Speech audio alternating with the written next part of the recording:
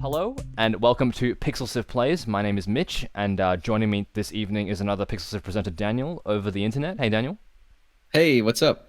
And this evening we have Neko Ghost Jump, and we have a very special guest. One of the developers from Neko Ghost Jump, Burgos Games, is joining us. Victor Burgos, thanks for joining us. Hey, how's it going? And so you are the creative lead of this team. Yes, that's correct. Creative director. What did I write down earlier? I'm so sorry. Creative director. It's all good. It's all the same title. And yeah, I'm the boss. And I think we should just jump into it. It's a 2D puzzle platformer that takes advantage 2D/3D that takes advantage of both styles of gameplay, which I'm very excited to play. Think Paper Mario meets Cats, which is not the terrible movie, like well-designed Cats. So we'll start off with the intro, which is great fun. All right, Burgos Games. Nice.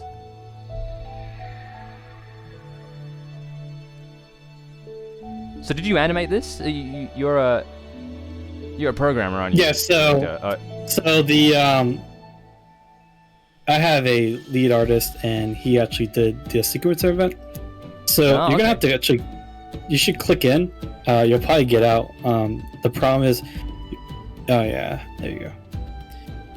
It might be a little slow there, but regardless, yeah. So he did everything inside in engine using Unreal Engine 4's sequencer. So right. Oh my god.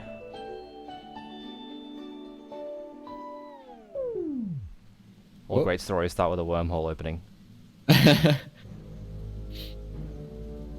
Oh, it's a ship. Oh, Space Pirates. Classic. Nice.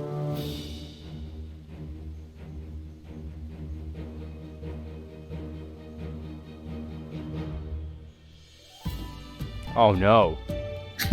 Oh. Man, how long did the pirates take to get there? He proposed, and like now they're getting married, and they're only rocking up now. I guess I'll put a little slide in between. 10 days later or something. I don't know. Uh-oh. It's the endless void of space. Things Oh, look people are much getting kidnapped. further away. Or catnapped. Catnap. Fiona says that escalated quickly. Literally, because they're getting a. No! Look He's at so the face. upset, his face is turned into an emoji. This is amazing. That would actually be traumatic, if this actually happened. Oh no, they're firing on the town.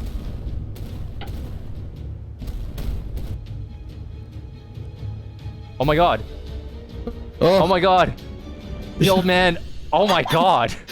Okay, I was not expecting that. Oh my god, this is intense brutal. already. Wow. Oh, okay. Oh. Looks like things aren't going so well for the pirates either. Oh, I saw this happen in Halo once. Is this the slip space rupture? Yeah, the slip space rupture. Oh. Oh, okay, that's where the anchor came from. I was Oh, wondering it on okay. the start menu where it was. We were speculating earlier where the anchor might come from. Yeah. Oh, he's pissed. Oh, shit. Oh. Oh. Alright. I guess that's where the ghost part comes out of this. Nice. Yeah. Yeah, but it's pretty big. I gotta say, some of really these times on these leaderboards are leaving me a bit suspect. Well, yeah. So I already deleted battle because I don't think it refreshed yet. But yeah. No worries. Okay, so this is me. This is the tutorial, I guess. Alright, jumping I can do. Oh god, no! Oh. Zero death run. Yep, there it goes. No, this is definitely gonna be some dying. This is gonna be a lot of dying. I am not the best video game player in Pixel Sift. That would have to either go to Fiona or Sarah. Okay, hang on. So A plus... Oh, right, okay. Nice. Okay, cool, I get that. Huh, there we are. Oh, this is cool. Oh, there's the anchor. Nice. No! He got John McClane. The time you took to complete the level. Total coins earned. enemy coins collected, super coins collected, total time reduced, number of enemies defeated, final time. Okay. Cool. Compete with players around the world for the fastest time in each level. Okay, I am 565th. Cool. I'll take that. Alright, Grassy Lands level 2. Let's do this. Time to beat 7 seconds. Okay. You got this. Oh no.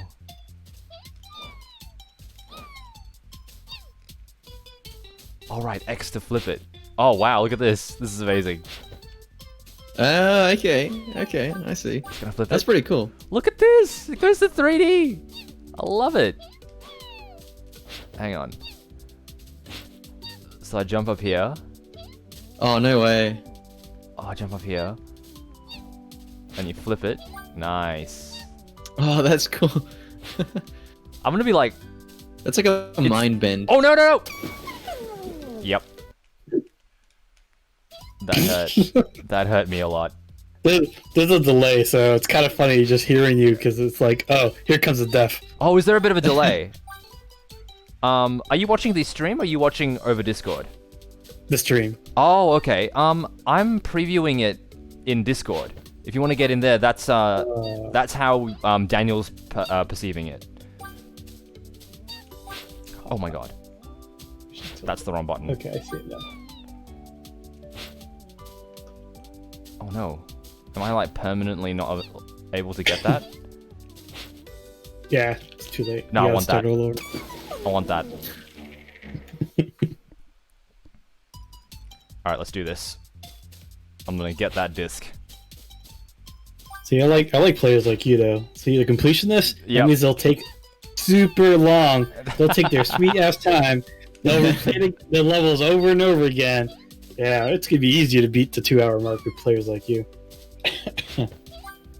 Alright, here we go. Here we go. It's happening. But yeah, speaking of No! hour content. Oh no! No, it's happening. I'm getting that thing. I'm committed.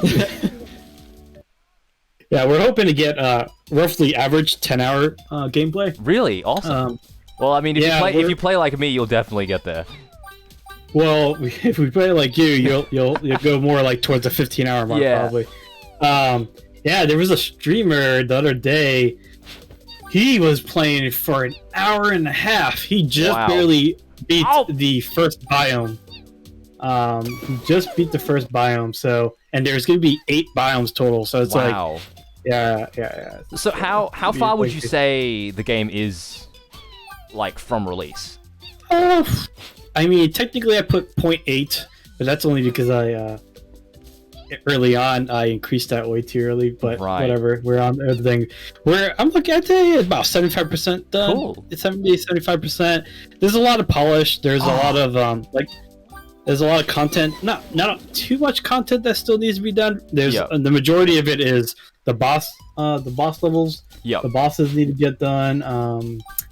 But it's just getting the final biomes completed, and then really just reiterating on the current stuff that we have. Like a lot of the content still needs to get polished up. There's a lot of sounds, animations that need to get polished. A lot of level design. You know, there's a whole bunch of stuff. No! We finally got it, and then you died. Oh. Okay. So how long has this been in production for? Almost a year. Not even a year yet. And so this is like a year from the Global Game Jam? The Unreal. The Unreal Jam. Yeah, exactly. So we did it. Basically, we submitted it, and I had been working on a VR game, and so I was like, for my first commercial release as my own company, and I'm like, you know what? I'm going. This game is like really cool, and I think like I could really do something with it and really like get it to production basically. And I asked my teammates, who wanted to stay back, and sadly, not everyone. There's only 2 of the original plus me, so technically, I guess 3 original members from the Game Jam that are still working on the game, and I have 6 others that I picked up along the way also, working on the game. So we have 9 total. Mostly everyone else is working part-time, 10 hours roughly a week. I'm working 60, 80-hour weeks. Whoa. Oh wow. Yeah, I mean, I gotta make up the time that, if everyone was working full-time, it'd be one thing, right? But Yeah, of course. I suck at this so much. We'll get there eventually. No, I'm doing it. I've like made the commitment, and I need to make it happen. I believe in for you. me. You can do it. Each death is another so terrible step at closer to platformers. success. What's up, Yellow Materia? How you doing? Hey, Yellow Materia. So Yellow Materia, if you just joined us, you may have missed the intro. We actually have the lead developer, lead creative director of this game, Victor, with us. Victor Burgos. So if you have any That's questions... Hello. Yeah, if you have any questions about the game, type it Yes! out. I was Talk so about close. it. Did you do it? No! Oh, good job. Good job. I know how that cat feels. Well, I'm getting better. 302. Yeah, that's not bad. That's not bad. You should retry it and go really fast this time. So is there... Speedrun it. Can you do it. speed run it like without getting the coins, or do the coins Yes. count as a speed run? The coins you can use, if you're smart enough, you can collect as many coins as you can while trying to reach speed running, and you should, and that's how you get the fastest times. Obviously, Right. because- So How do I get that? you gotta think Oh, on your feet. The magic of perspective. come on. Oh, wow. Okay, hang on. I got this. Yes! You got it. Yes! There you I am go. so good at games. Okay, That's such a cool mechanic, though. Okay. Yeah. It took a little while to get it perfected. Oh my God. I mean, but it's pretty good so far. I'd say I am 85% satisfied with the 2D 3D mechanic. There's a couple of issues with enemies we're still working out, but yeah, for the most part, it's No! So I've always been curious though for developers that have worked on puzzle games and that sort of thing. And when you're creating a puzzle, like what's the process like for that? Do you have to reverse engineer what you're trying to do and how easy it is and stuff? First off, puzzles are freaking hard. They're like so like a lot of it's weird because you'll see a lot of reviewers or influencers or media. They'll talk crap about indie devs that do platformers as their first game, because if you look, there's a crap ton of platformers on Steam, right? That's like it's the easiest thing to do. Puzzle games, I won't say the easiest thing to do, but that's probably the second biggest genre on like Steam or something like that. Come here, flowers. Puzzle platformers, now that's probably like third. Now we're going to the third like most thing. Puzzles are hard. Like and of course it totally depends on like your game mechanics, right? So in a game like mine, it's like, okay, I have to think about not only the 2D 3D aspect, but also the physical form and the ghost form. So right now, the physical form and ghost form puzzles aren't quite there yet. Oh my God.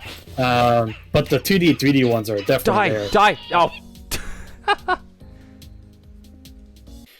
Yeah, so it's you're interesting you you're point a that out, cat. because it's like the more ingredients you put into it, like the more dimensions there is, I guess, of thinking about how to approach something from a design perspective.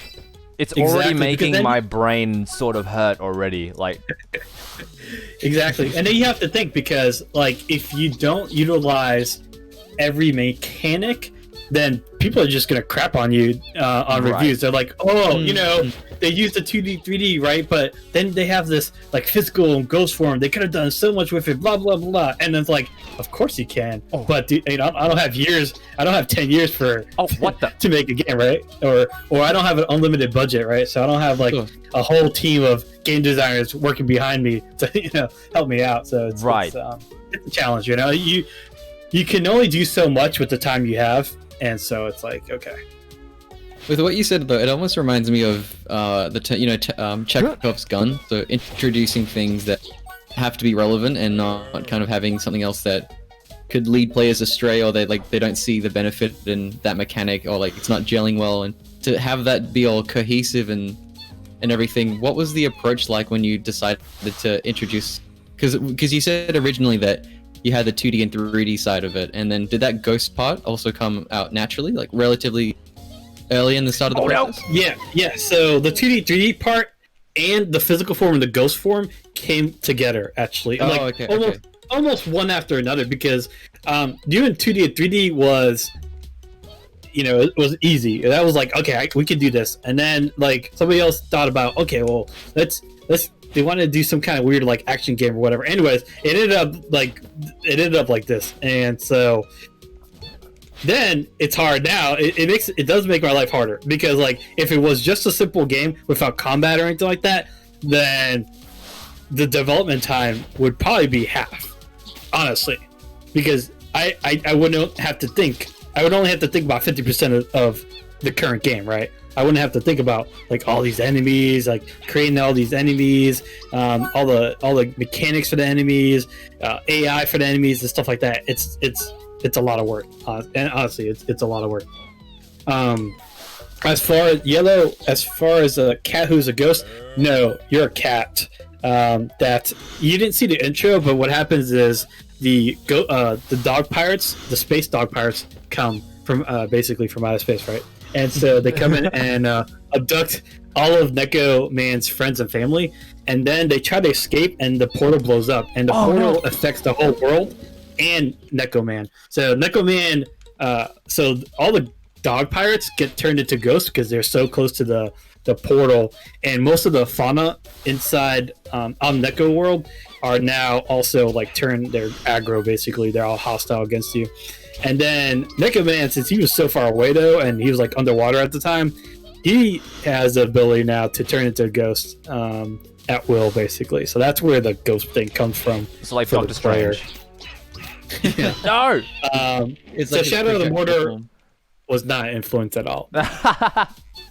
Oh yeah, So Shadow of Mordor. I Neko forgot Man about that die game. every time he goes into ghost form? Is that what's happening? Did they? I haven't played that, so I don't know too much about it. But if that's, I mean, that's. I would say Shadow of Mordor is not like this, but it is kind of, the effect looks similar, but it's not the same mechanic. Come on. Dude, hard time here. Okay, I think my crusade for the coins may be over, in the sense that I need to get a move on. All right, let's do this. Come here, flowers. All right, how did I beat that big one earlier? I just vault over there. So right now, so the flower guy actually has a weakness in 2D. He can't. You can easily get him. Oh, really? Okay. Or sorry, 3D. In 3D, he's vulnerable from the side. Oh, okay. There, in the future, I would like to introduce more mechanics like that, where some enemies are more vulnerable in 2D and others in 3D and stuff like that. But oh no, I want to finish the damn game first, and then we can worry about polish and feature creep. All the icing, all the extra bits. Yeah. The cow fin is just some random thing I threw in there because we didn't have a art for health, and I was like, well, I mean, it's cow. It produces milk. Cats like milk, whatever. And that moves my voice too. I was like, and I don't know why people get a kick out of it. So that's awesome. In there. It just stays in there. Yeah, it's been there forever. I don't know if we're gonna change it up or not. I don't know, but who knows? It's funny. I might make the cow, and I might make it like a proper animated cow though. It kind of looks kind of looks weird, static. Haha. So I'm curious from a mechanic point of view, but when you switch into 2D and obviously things get compressed into only 2 dimensions, right? Like what's actually going on behind the scenes? Like if I had, is it possible for me to put like a free cam in 3D and then switch it to 2D, and like does everything kind of compress, or what's going on there? So Basically, the world, you're still in the 3D world. We're switching between two different cameras. Yeah. One's orthographic, which is the 2D version, and then one's perspective, which is the 3D version. And what we do, there's a whole bunch of stuff that goes on, but basically, we enable a whole bunch of blockers that affect things in 2D but not 3D. Oh, okay. Yeah.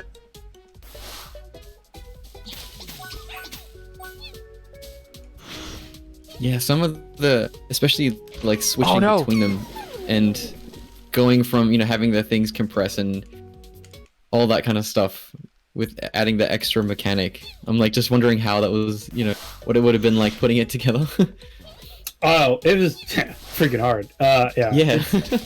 It was hard. Like the Game Jam version was ridiculous, and somehow I did it. But we did that, and then the production one, because you can't have sloppy game jam code when you're trying to go in full production.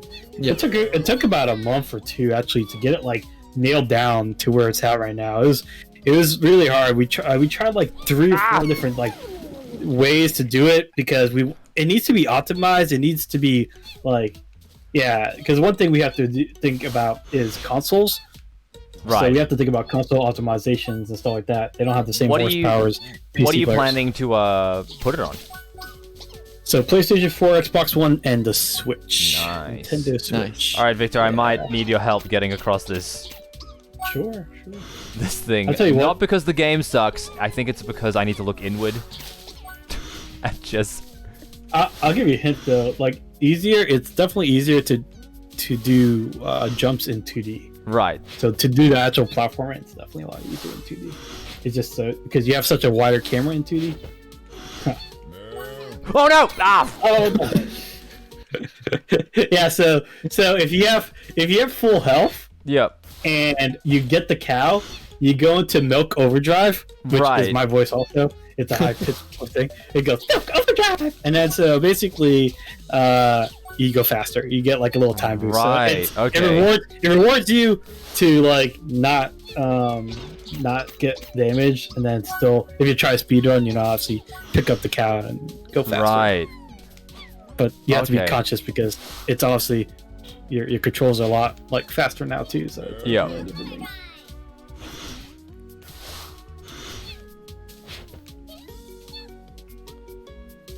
What do you think about the controls? I mean, you can rebind the controls, but like, is it hard to remember? Oh, okay. I don't know.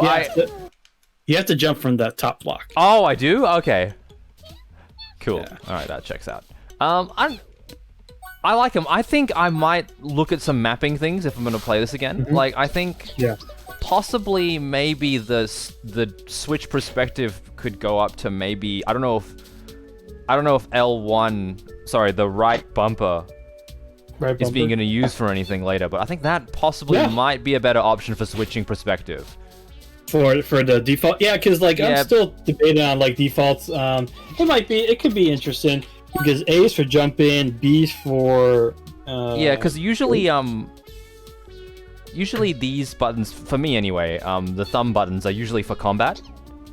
Okay. Uh-oh, hang on. But then again, I've only been playing the game for like 2 minutes, so me commenting on controls I think is a bit premature. Also, I'm not the best person to comment on controls because I'm the type of person that will use a controller to play first-person shooters on PC. So that's the type of person I am. It feels more natural to me. All right, here we go. No! So close. All right, here we go. Die, flowers. Haha. Well, I don't even need to do that. Haha. Alright, let's do this. I'm making it. Yes! Hey, there we go. It only took me half an hour. Oh no! No! Ah! Oh man. Yeah, this stream is gonna be one of those ones. How not to do Neko Ghost. This is a never give up 2.0. Yeah. Where we died 500 times in one level. This is only like the 3rd level. What's gonna happen when it gets harder? That video, when I was editing that video, that one level was like an hour. Oh and a no! half. I forgot to do the thing. Damn it! All right, here we go. It's happening this time.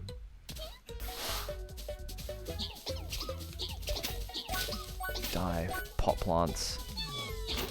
So are these plants like are they pirate plants or are they just like hanging out?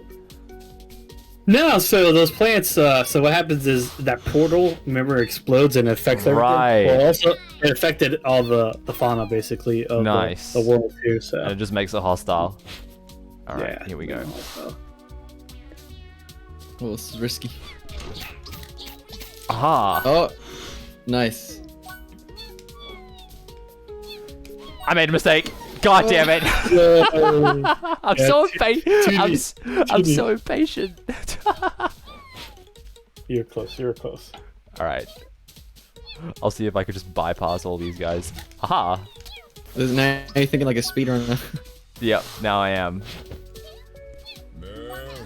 All right. Here we go. Here we go. Here we go.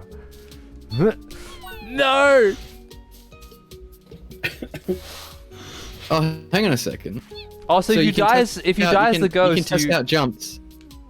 Oh, I didn't realize that. So if you die as... you lose 1 life. Okay, alright. Ah, okay. And That's if you cool. get damaged, you lose 1 life also. Okay. So you can use a ghost, Oh. and we have to somehow. I have to figure out somehow to explain that too, that people should be using the ghost when they approach new things that might seem tricky, so that they can use them as like basically like a sacrifice. Yeah. And in the future, there's gonna be some puzzles where you have to sacrifice the ghost. Yeah. So Oh, cool. yeah. So if they've been damaged too much to that point, Haha. essentially just means that they're gonna die. Alright, you Like jerk. theoretically. I'm sorry. Oh, so the puzzles that require a sacrifice, it kind of shows like don't take too much damage during the level, otherwise you're not gonna have many more to go on. Right, but I wouldn't make them too difficult. It just depends like how early on in the game. The game he's having problems on level 3, but like the game definitely gets progressively harder. And right now there's a little balance issue too between the biomes. I found out through a playtest last week with my team. We found out that the jungle level was harder than the desert level, but the desert level is after the jungle level. Right. So there's like a lot of stuff that I still have to basically tweak and balance out, but it's good, you know. That's what PlayStation Yellow is all Materia about. says in the chat, if you die in the Matrix, you die in real life. Exactly.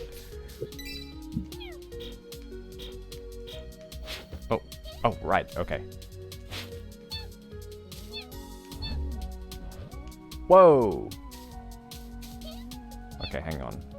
Hang on.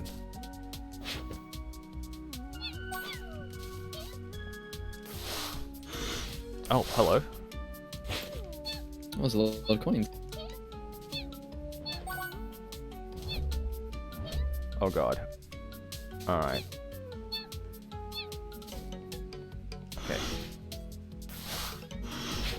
What the? Alright, here we go. I'm gonna do this. How long are we gonna spend on this? Oh right, I left the cat body there. Alright, here we go. Is the sword a swordfish? Is the sword a swordfish? I don't know. Is it? Oh, it's Yeah, totally right. a swordfish. It is. That is amazing. Yep. Well It is. spotted. Alright. Here we go. Oh. Fee's comment so far, was that a cow? Is that sword a swordfish? It's become name the animals. Oh wow, okay. Oh! Actual pirate dog.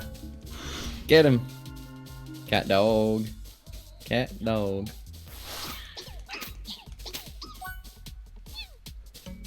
That show used to make me really uncomfortable when I was a kid watching that.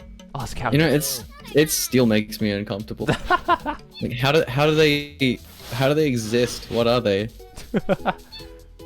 These are the questions that we gotta ask ourselves about Cat I wonder Dog. how the series finale went for Cat Dog. All right, well, I should really learn my lessons at the coins. Fee says, Oh, yeah, wow. try not to think about the logistics of it. Yeah, I don't think the creators did either. Oh, here we go. I can push a box. New mechanic. Hey.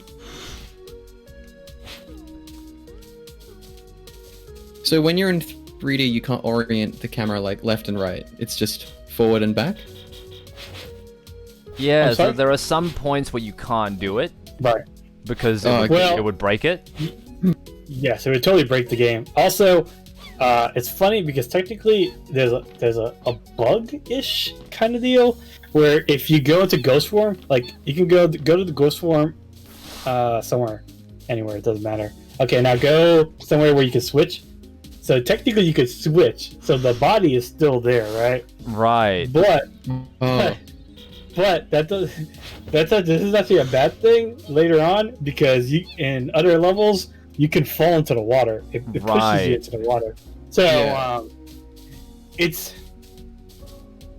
technically a bug, but it's one of those things where it's not something that it's almost by choice too because I can't think of a way that will satisfy the design because I can not force the player to go into 2D in Ghost if the cat form is in a place where it can't do 2D, but then that kind of limits the player a lot. Right. Yeah. Just because they misplaced the cat. So it's one of those tough calls, right? It's like, do I limit the player even more, or do I just let them figure out that if they misplace the cat somewhere and they try to go into 2D, 3D, or whatever in cat form, then the cat could blow up or fall into the water or something. It's a tough one. How is it? Oh, sorry, I just interrupted you. Continue. No, go ahead. I mean, there's weird things like I could teleport the bodies up a block or something, but that's kind of cheating. That seems exploitable if you're like looking for Yeah.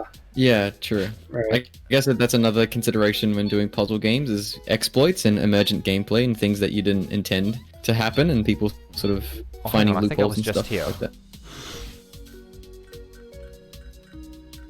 levels. Oh, did I not advance through that level?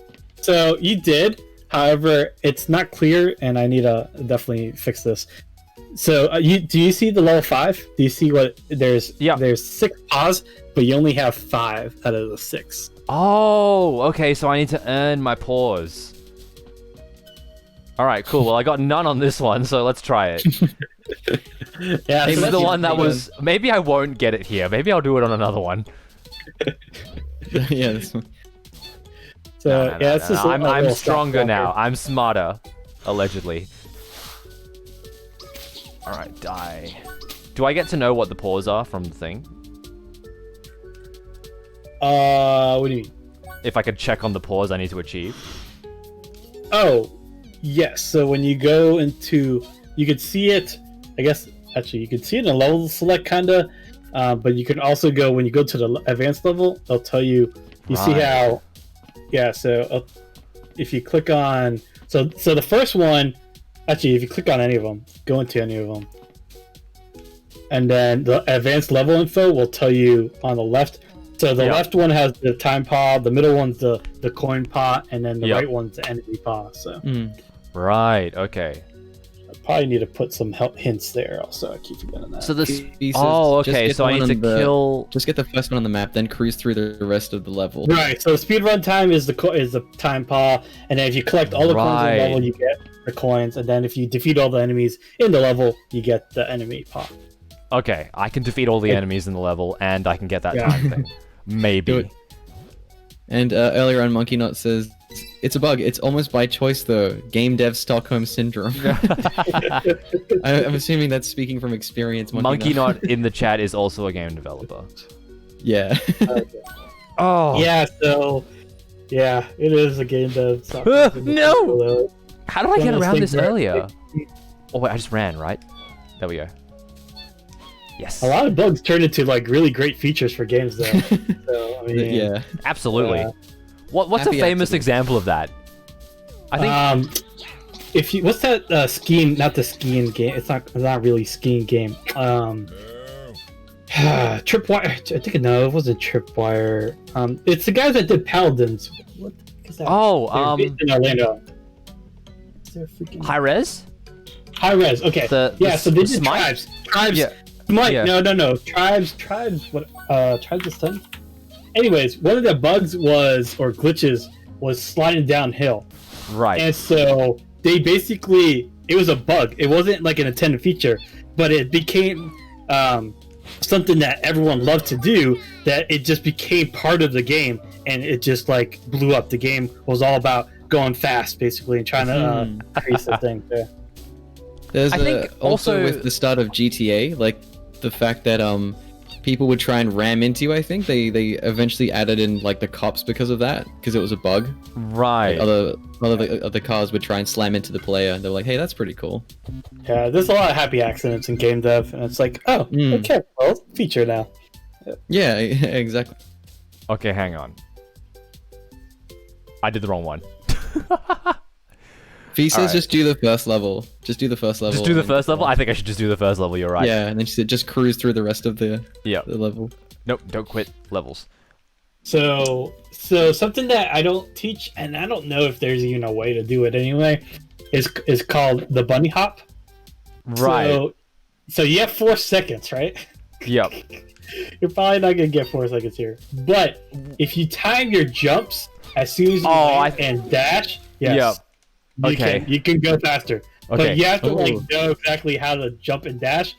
Oh and, wait, I like, need to like be on the start. button as soon as it starts, because I was slow there. Okay. Okay. So is there acceleration when you do this technique? Okay, no. Yeah. Yes, okay, I'm gonna figure it out. I'm gonna do this. Alright, here we go. Let's do this. He's beginning to believe. Yep. Ah, no! I made a mistake! I'm a had the Titanfall player. momentum I should be able to do at the this. Right. So it's something I don't think I want to teach, because it's super. It is definitely not, it's not a bug. It's intended, but Yep. it's super kind of glitchy, and I don't want to teach it. If people master it, then by all means, master the heck out of it. Right. No! I think I just kind of got it. Thanks, Monkey Knot. Yeah. So the whole aesthetic of the game is all about cuteness and kawaii. Yeah. I wanted everything: the sound effects, the art, the music, every single thing about the game, like cute. And the only reason I wanted it was to be able to attract the wider audience. Yep. I got a kid. He's Oh! and he plays all the violent games too, and whatever. But it just, I want a game where like influencers or media or parents, they can play in front of their kids and not really be like ashamed about it. It's a challenging game. It's not like it's a super easy kiddie game for sure. So, but it's something that only the art style. And the I'm so aesthetic. glad there's no live system like in Mario, because I'm pretty sure. Oh, yeah, I thought about that one too. So a lot of people compare our game to Super Paper Mario, and honestly, I had never played the game before. I'd never played Super Paper Mario, so when like people started comparing me, I'm like, what the heck is that? Okay, so actually, just a couple of days ago, I literally, for the first time, watched a Let's Play of Super Paper Mario. Yeah. And like, I can see why people compare us to it, but like, it's a totally different game. And even the mechanic is completely different. In Super Paper Mario, you're limited. Like oh no! Every time you're in 3D mode, you lose health, which is a weird mechanic. Yeah. I don't know why Nintendo chose to do that. It must. I don't like. I haven't played it, so I don't know. There must be a reason why. But yeah, there's like so many different things too. A lot of their boss fights don't utilize 2D and 3D a lot. Yeah. A lot of it's in 2D, so it's kind of weird too. I don't. Anyways, when you get to the boss fight, you'll understand what I mean. Yeah. Like we utilize both 2D and 3D like almost everywhere. I feel like I should get one of the paws just on one of these levels. Yeah, But- Fim and the Monkey. I promise you, it is. It's challenging. It's not. It's super- very not super hard, challenging but for Mitch someone does, who for someone who doesn't do platforming well ever. It's pretty bad for me.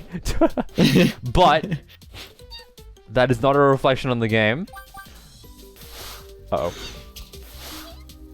Yeah, just did you not get the what are you trying to do this one? I don't know, I just thought Defeat since all I've got the enemies? 0 on this, I thought I'd try and do this one. Oh, yeah, okay. Yeah, Because the other one, I think- I don't think wanted to kill all the enemies. Yeah, for Yeah. sure, kill all the enemies. Hey Mitch, an influencer has to be good at their platforms. Am I an influencer? Yikes. Is that what I always think is of that what that I'm learning? Cuphead reviewer who's stuck Oh in the man, tutorial. the Cuphead reviewer. That was Yeah, but I'm not brutal. going around like saying, "Oh, a game sucks because I can't play it." You know, that's not No, like, of course that's not what no, I'm. but Same energy. Yeah. Oh, I'm just trolling Cuphead you. though. I tell you what, I played that game too, and whew, that game is super tough. I played with my son, and man, he was hating life too. We had to play on the whatever the regular one is, like the normal mode. Yeah. And then it's kind of lame though because you don't get anything from normal mode. You have to like get hard mode to actually complete it. But whatever, I get it. It's okay. Yeah. It's hard. That game was hard. I was crying. I almost rage quitting. But you know, whatever. We stuck it through. We didn't beat it. Actually, we might play a little bit more now that summer has officially begun for All right. schools. All right, let's It's do this. almost like that game Super Hexagon, where there's just so much happening on screen, and I feel like Loud that's boss. largely where the difficulty comes from, is being able to like multitask and pay attention to. Whoa. Super. Whoa. Yeah. Yes. Oh my God. Like those games, yeah, and those games are pretty fast paced also. And honestly, yeah, there's no. Nah, I won't say anything. But so every game is different, right? So, but if you get lucky with some hype, oof, like your game could be in the highlight. Basically. Yeah, absolutely. Yeah. I think that's what we kind of do on Pixel Sift. Like we kind of like we like playing the games that realistically don't get a lot of exposure, and we like talk to the developers and things like that because we find it interesting. Okay, Right, how do I right. how do I deal with this? Uh-oh. Okay, let's figure it out. Yeah, Monkey. You know, Super Hexagon's like it's pretty.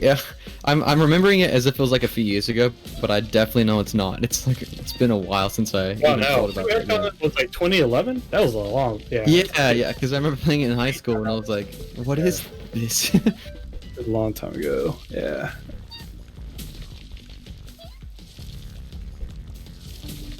Yeah, the current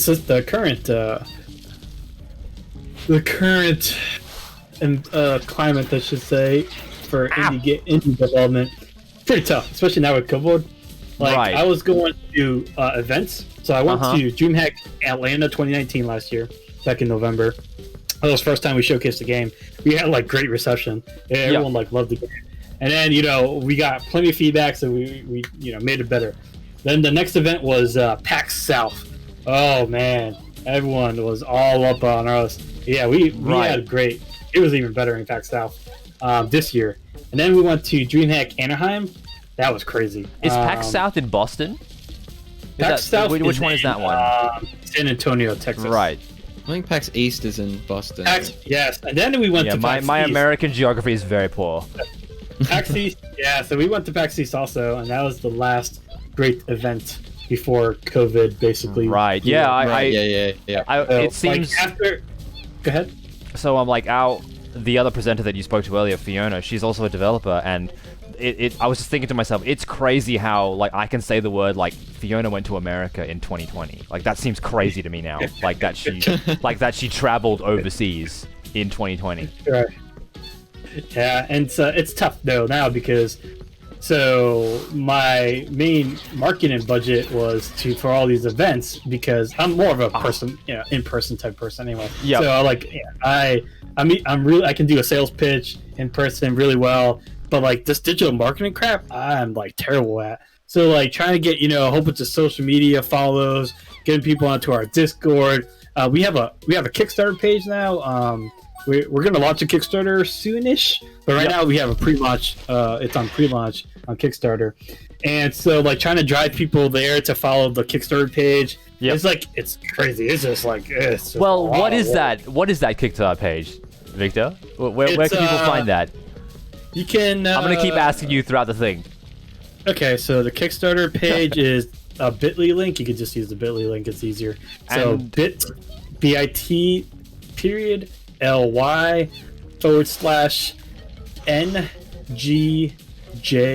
Kickstarter. Right. Okay. And so that's And we will be putting that in the link below this video when it comes out. Yeah, I'm gonna. And we'll put it on all our socials. Go check it out. Oh, Monkey Knot, you legend. Already in the chat. Everybody go. No!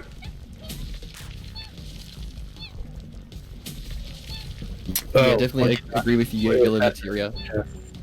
It feels like for digital marketing, and like I'm not by any stretch of the imagination an expert on this, but it feels like you just have to be kind of aggressive in a to because we're constantly bombarded by images and you videos. You have to be so super aggressive.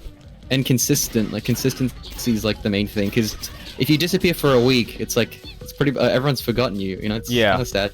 It's almost like I would use Goose Game as an example of like how to like as a masterclass in marketing, because that I remember Goose Game was a thing at PAX like 2 years ago, like before it even came out, and people were already sharing GIFs of like the gameplay, but no one knew what it was called. And like everybody was just calling it the Untitled Goose Game, and we thought it was going to get a name further down the track. And I remember knowing that this game existed, and then like it was just kind of in the back of my mind the whole time.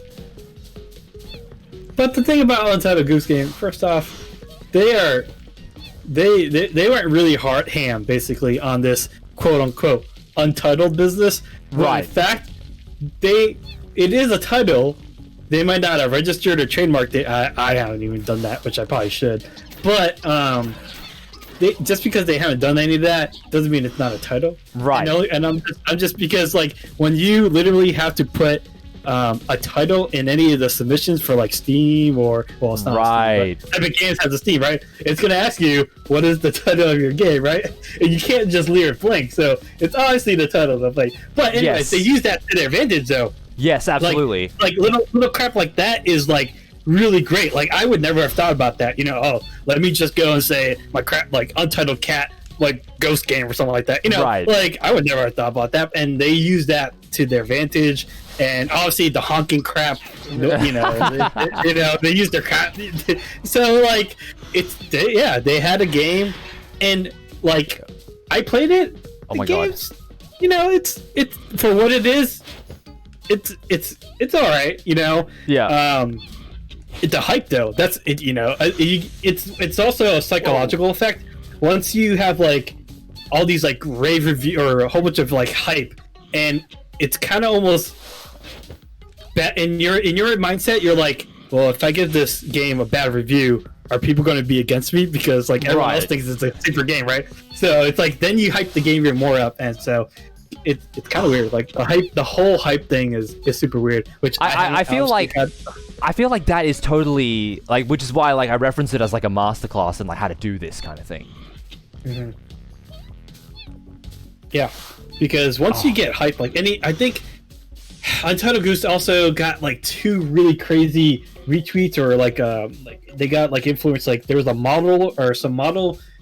Her daughter was playing it, right? And she had like a couple million freaking followers, and then I think somebody from like Blink-182 somehow got hold of this stupid game, and then like it's like, and literally that's what he said. I think he said something in his tweets like, "I got hold of this stupid game and it's honking something," and like it blew up, like and then it's like it's like the craziest thing. So a little bit of luck, but a lot, you know, it's obviously it's some skill involved with the marketing, and it's a lot of luck too.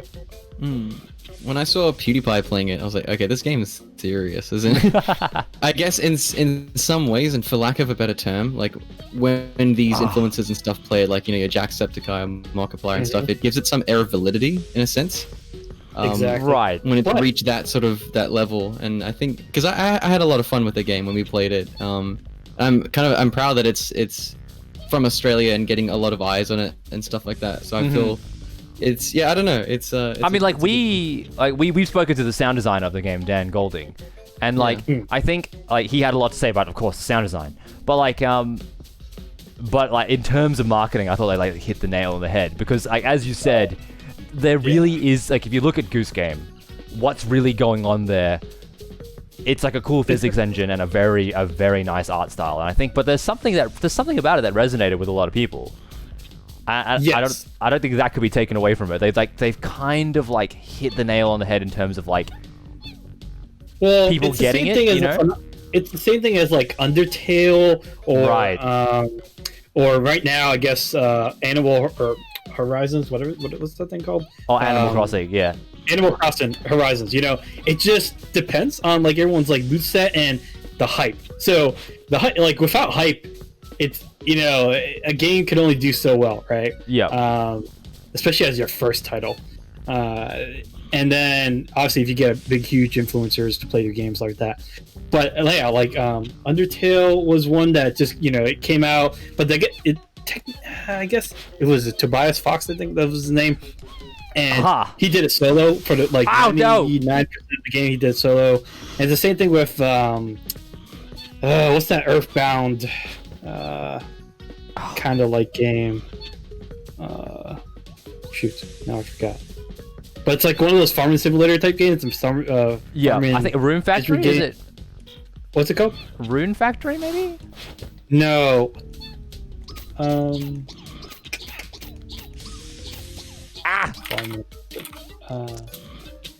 getting closer. Moon Harvest Moon? Is it Harvest Moon? No. Mitch, Fiona just sent you a message on Keybase. Yep.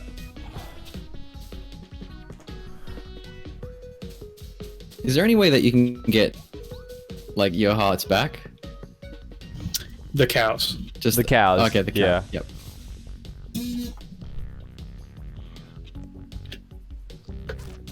All right, cool. I'll sort it out. Actually, I guess I'm the only one that can sort that out, huh? Pause. No pun intended, guys. Get it? Because it should say pause. It's like a cat. But that's my Steam. But it's really good though, seeing all these like independent game developers like getting all this hype and like really doing well in the industry, because it gives inspiration to devs like us and others around the world. It's like, oh, there's a chance, there's a chance we can hit it big. Yeah, I mean, exactly. Realistically speaking, though, 95% of the games are not going to be goose games, but it's still a feline that I need to unfollow after that. The puns are real. All right, let's give it another go. I've kind of figured out the mechanic of the fight. All right, let's do this. Stupid plant. Flower boss. I just think it's all just to add on what you said, Victor, with indie gaming and stuff. I feel like now, especially in the digital age and having so much information out there about people that want to get started and maybe don't know where to begin or the necessary skills, and there's a lot that you can learn and get exposure through that way, and you don't necessarily need to go through a publisher or have these other quote-unquote more traditional steps. Yes, honestly, man, like there's so many different ways to like make a game, by yourself, with a team, royalty paid, get investments, it's you get a publisher, blah blah. So actually, my background, I was a United States Marine for 12 years.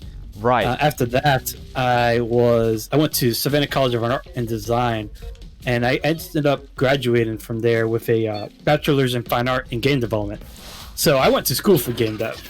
A lot of people, it's getting bigger nowadays, but 5-10 years ago, the game dev degrees were very far and few between. But nowadays, there's a lot of colleges are having degrees. I wouldn't necessarily recommend having to go to school. However, if you don't have like a solid plan, or if like I said, I was in a Marine, so I had this the GI Bill to basically fully fund my education. So I was like, right. okay, so basically I could have a 4-year.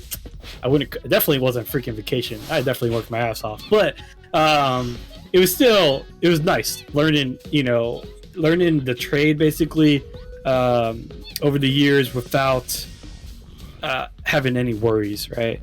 After that, I went full-time after graduation. I went full-time freelance, and that was tough because now I'm basically independent contractor.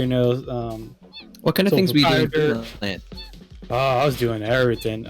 Mainly programming. I'm a programmer by trade, but I would do AI. I would do UI. I would be doing gameplay systems. I would be doing plugins, C++, random stuff. I mean, I would be doing a lot of random stuff for clients. I did a lot of VR for clients also, enterprise and game level, or enterprise and the game side.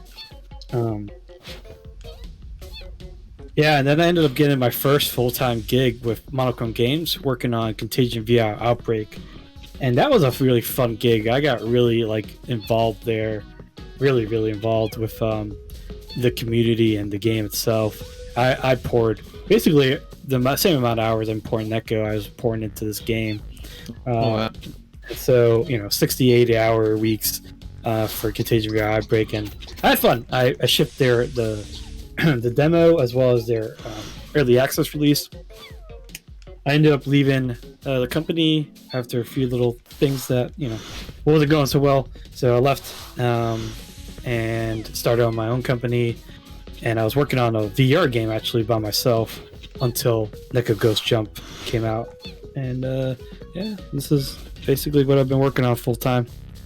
Have you ever thought about introducing some sort of VR element to Neko Ghost Jump, or something?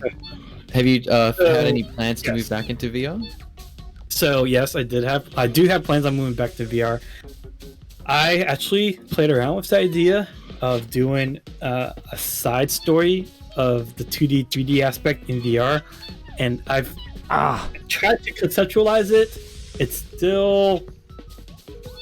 I'm still thinking about it. It's definitely not an easy thing to. I mean, it's already a hard thing to do on the PC, but then try to do VR because you can't just make it so close.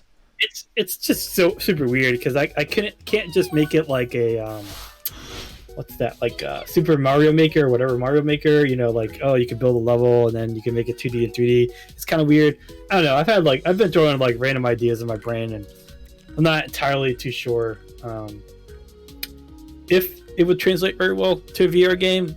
I have thought about making a VR game separate from the 2D 3D aspect, but keep it in the same world, or in the same the universe. Universe. Like the Space Dog Pirates would be kind of cool to tell their side of the story, before they even got there. There's an expanded universe. Because I think there's a lot of story in just this little bit that I have already that I can easily expand on, but it just depends. All right, I have switched my change perspective to the right bumper. I really hope there's no thing that I need for that. There isn't. Okay, cool. Vienna says Neko Ghost Endgame. Neko Ghost Endgame. Monkey Nut also says self-publishing is pretty fraught, and I'm teaching the first semester programming of a games degree / diploma. Nice, Monkey. Yeah, so self-publishing is definitely crazy. And I've actually had some offers from publishers. I'm actually waiting on another one, but I have to keep rejecting them because the deals aren't that great. They're not great. It just. It's tough. Epic Games came out with their publishing thing too. Their thing is crazy though. They'll pay for every single thing, 100%, and it's 50-50. Wow. I think that's a legit right there. Good deal. But you have to be on Epic Games Store. Right. Well, I don't know 100%. I would assume yes. That's the assumption I think everyone's making. But I don't. They haven't really disclosed too much about like the whole publishing thing. But yeah, I'm sure that's exactly what it is. Oh, Epic for the first year. That's not so bad. If it is, the exclusivity right now is a year for exclusivity. Yes. But I don't know about the publishing side. I haven't heard anything about the new publishing stuff. The Epic Game Store is totally different than the publishing Epic Games publishing thing. But that's really cool that you're teaching though, Monkey, because I thought about doing something similar. I actually was about to write a book for Unreal for like intermediate thing, and I had worked on, I think, how many chapters was it? I can't remember. I think there was 12 chapters, and I had like a third of it done. I had 4 chapters done. It was going to be through Pack Publishing, but those guys, I had some things going on in real life, and they were like all hard up on these deadlines. I'm like, it's, just chill out, give me a couple weeks off, and they just wouldn't want to. So I basically ended up abandoning that book. But do you have any plans to work on it more, or like try and get it released? No, I might. It's pretty old now, but it would be kind of cool to do something.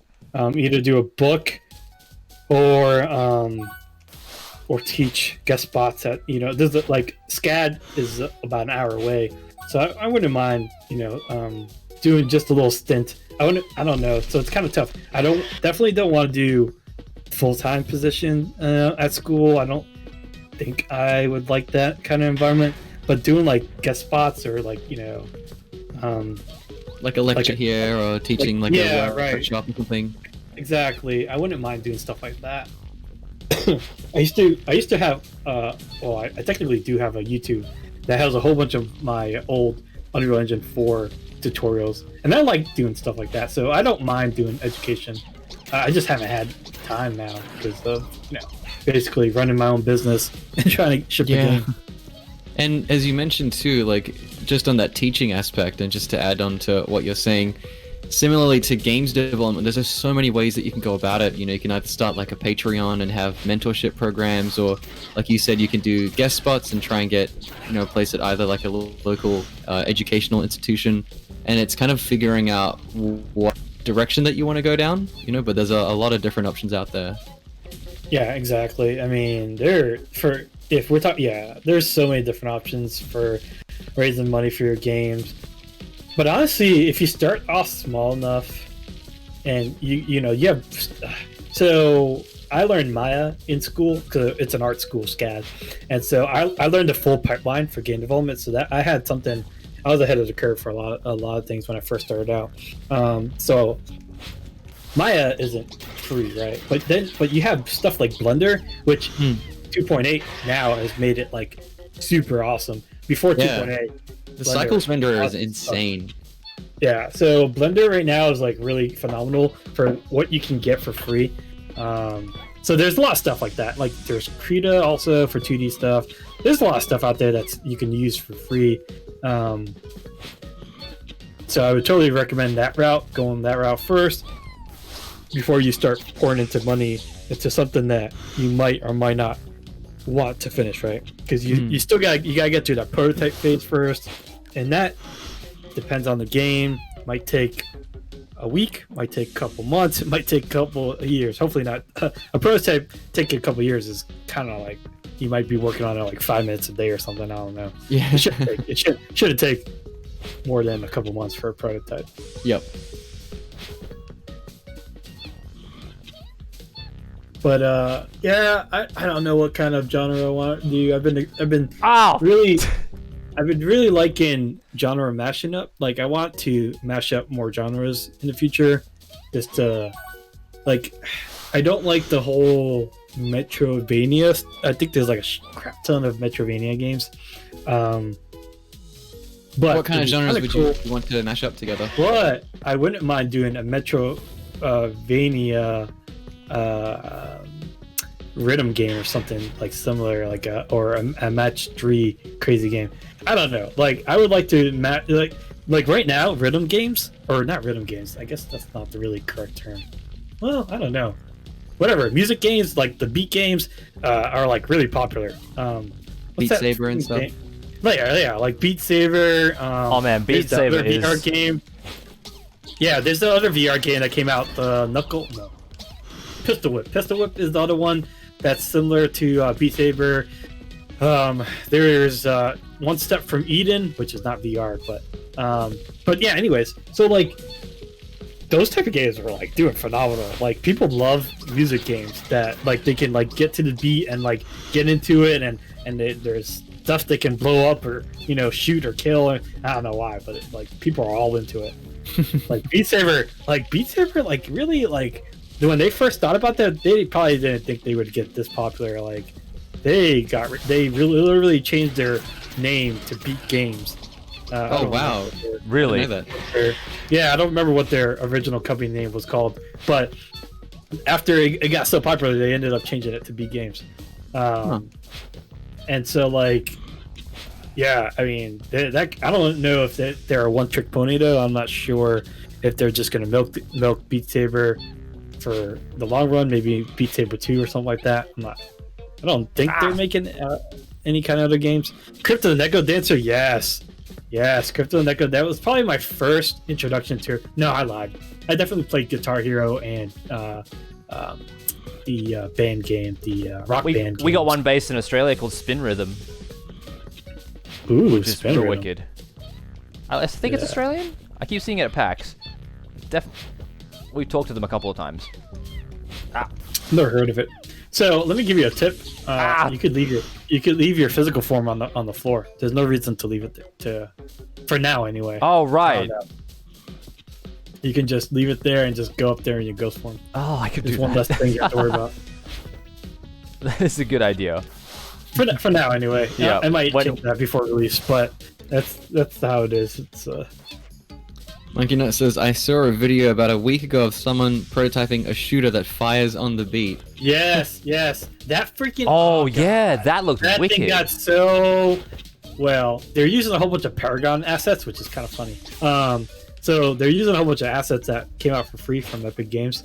But I guess people don't care because that thing got ridiculously hyped up in no time. Like, jeepers. I was like amazed, really. I was so jealous too. I was like, man, I just need one good retweet or media hype, and then it's like, yes, everybody can talk about my game. It does seem like a lot of things are like that nowadays. Yes. There's just so much content out there. There's way too much content though. There's like so much content, so it's kind of hard. If you don't get the hype, you're not going to do that great on release. Sadly, that's just how it is. Unless you have like a crazy following somehow. But it's a tough market. It's definitely tough. Definitely, like if you want to get into game development, I would probably think twice about indie dev, especially solo indie dev. I mean, there's no shame in not going to work for a AAA company or even triple I or double I or whatever we want to call these guys now. But there's definitely more than just two distinguishers. Right? Damn. So what kind of... and there's AAA, but there's more than that though. Do you feel like that's kind of the attitude that a lot of indie devs have nowadays? At least maybe in America? Yes. Like right now, I would consider me right now a totally indie dev. Like me, I'm like pinching pennies here. I'm using my life savings to bootstrap basically this game.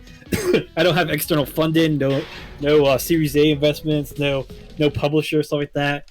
And then, so this is kind of weird because then you have indie devs that get publishers.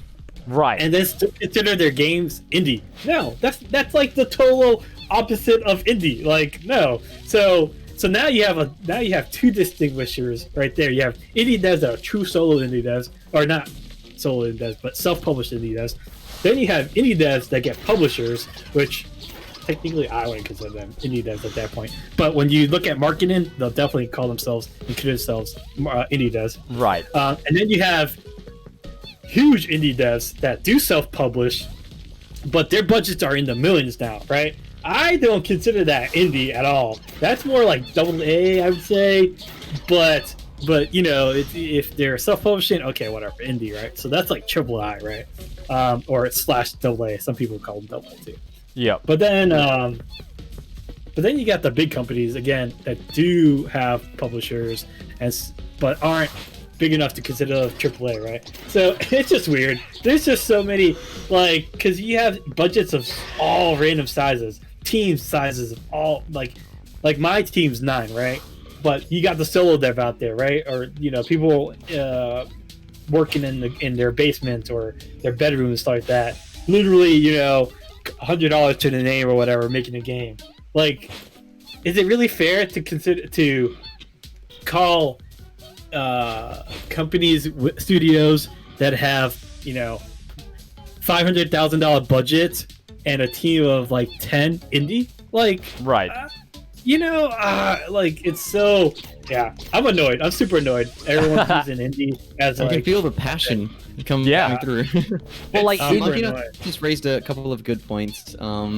I guess there's other reasons to release games too. Like, lots of arty games out there aren't looking for broad appeal. And adding on, I think you could also you could be indie devved and have the publisher handle distribution, etc. Like Stardew, made almost solo by the concerned 8 person, but marketing, etc. was handled by Chucklefish. Right. But that wasn't just, no, that's actually wrong. It wasn't just marketing and etc. It was also the ported that did. So they actually helped with dev ports on his game. And Concerned Ape, which was the game that I was actually talking about, which I couldn't remember, Stardew Valley is the game. Yes, is Stardew Valley. He also did not do his whole game by himself. So we have so now we have indie devs that are actually indie, right? But then they'll say that they're solo indie devs, but they're actually not 100% solo indie dev. Like, if you have to hire out music composer or any art or stuff like that, I'm sorry, you're not truly solo, right? You have to hire contractors, right? But then a lot of people will push back on that to like, oh well, he did a majority of the game, whatever. He just needed some help, blah blah blah. But I mean, yeah, okay, whatever. You know. So it's tough. Yes. What? Yay! I killed the thing. Nice. Awesome. Woo! Chat, let's give him a round of applause. Come on. You know you want to. Mid-passionate conversation, which I love, and I've been listening to. Oh, it's still timing I me. wanted to take you. Oh, did you even have a time? You don't have a time up on your stream. Oh, I do. Can we get a W? Oh in wait, chat, hang on. I need to please? go with the physical body. Go, Catman. Yes. Let's get it. And Wow, no. Every time. All right, where am I? 114. 114. That's not too bad. That's not too bad. That's not too bad. Not bad. All right. Jungle Lands.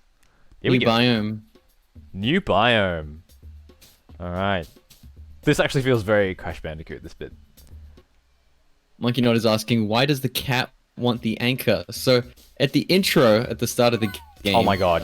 our lovely Neko Catman here was halfway getting married, and all of a sudden, getting married? boom, out of nowhere, Yeah. like during the wedding, and all of a sudden, out of nowhere, all these space dogs appear in like a flying pirate ship and abduct all of his family and that's wrong. friends, and there's this like huge explosion / time portal thing that happens that like affects all the fauna and stuff. And then now Neko Catman is trying to catch up to the anchor to try and get his loved ones back. Did I get that in the right ballpark, Victor?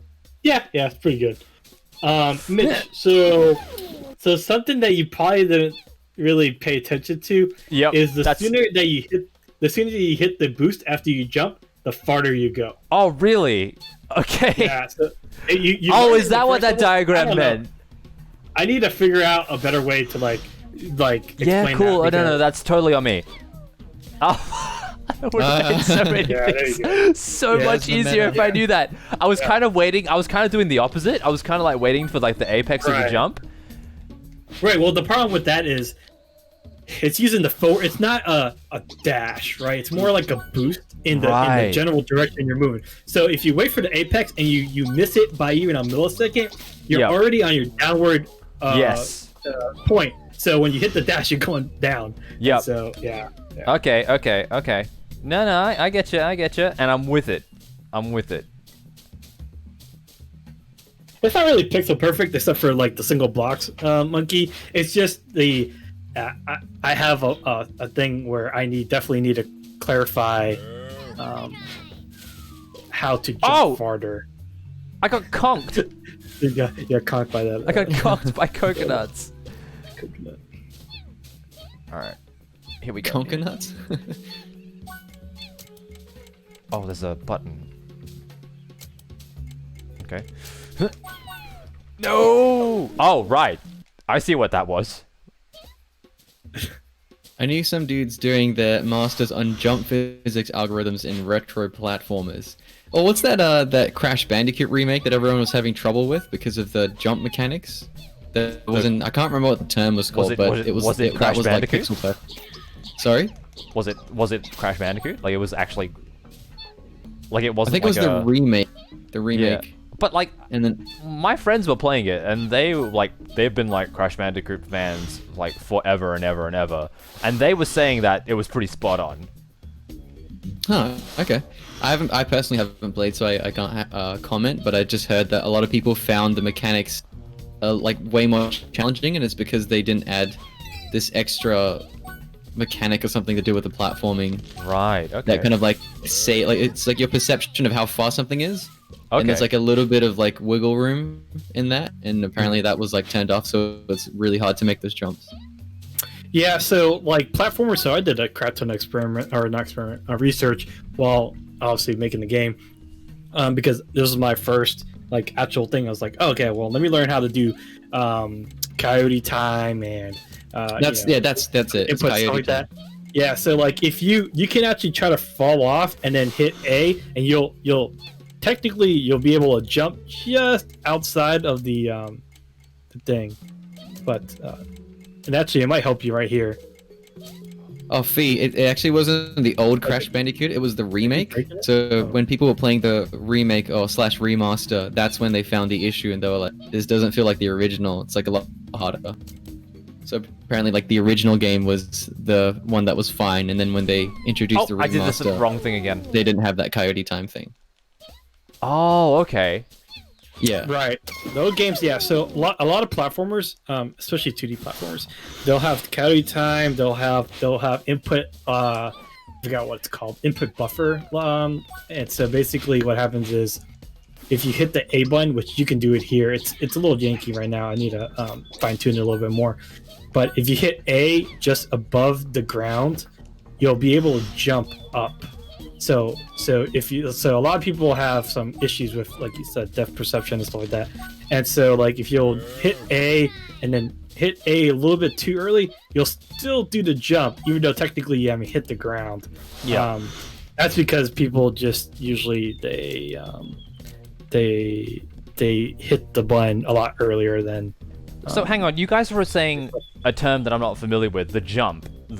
What is coyote, it? The coyote jump? Coyote time? What is that? Yeah, coyote time. What is that? Okay, hold on. So you don't mind dying again, Mitch? Yeah. Go to 2D form. Go to 2D. Yeah. 2D? Yep. 2D? Yep. Yeah. Oh, hang on. Nope. Go away from that Yep, there we block. go. Got it, yep. All right, so I want you to like walk. Wait, don't do it yet. I want you to walk. Don't do it. Okay. I want you to walk all the way to the right? But as soon as you're about to like fall down, press, or actually don't even wait until you fall down. So as soon as you think you're off the platform, hit A. Okay. Right. So it's a little bit of like a it's like a little I don't know if that even shows it off. Try to do it here. It might be easier if you should do it here. like a safety net, kind of like a Yeah, it gives you a little. Yeah, so it gives you a little safety net. I forgot how many pixels it is. Yeah. Okay. Yeah. All right. Yeah. Now? Yeah. Okay. So I like see. it's a few seconds. It's a few milliseconds. Literally. Yes. Yeah, And okay, so okay. it's Like for a people couple of- that have bad reaction times. That's so coyote time is basically because of Wile E. Coyote, Yeah. that cartoon character. You know Yes. how he's always when he's like running fast and then the ground gets he goes and he overshoots the ground and now Yep. he's like in the air. That's where that term came from. Right. Okay. Like Yeah, extra yep, delay. Yep. That's it. Yep. It's Yeah, a hit little bit delay on the before head. you Input buffer so that inputs aren't ignored.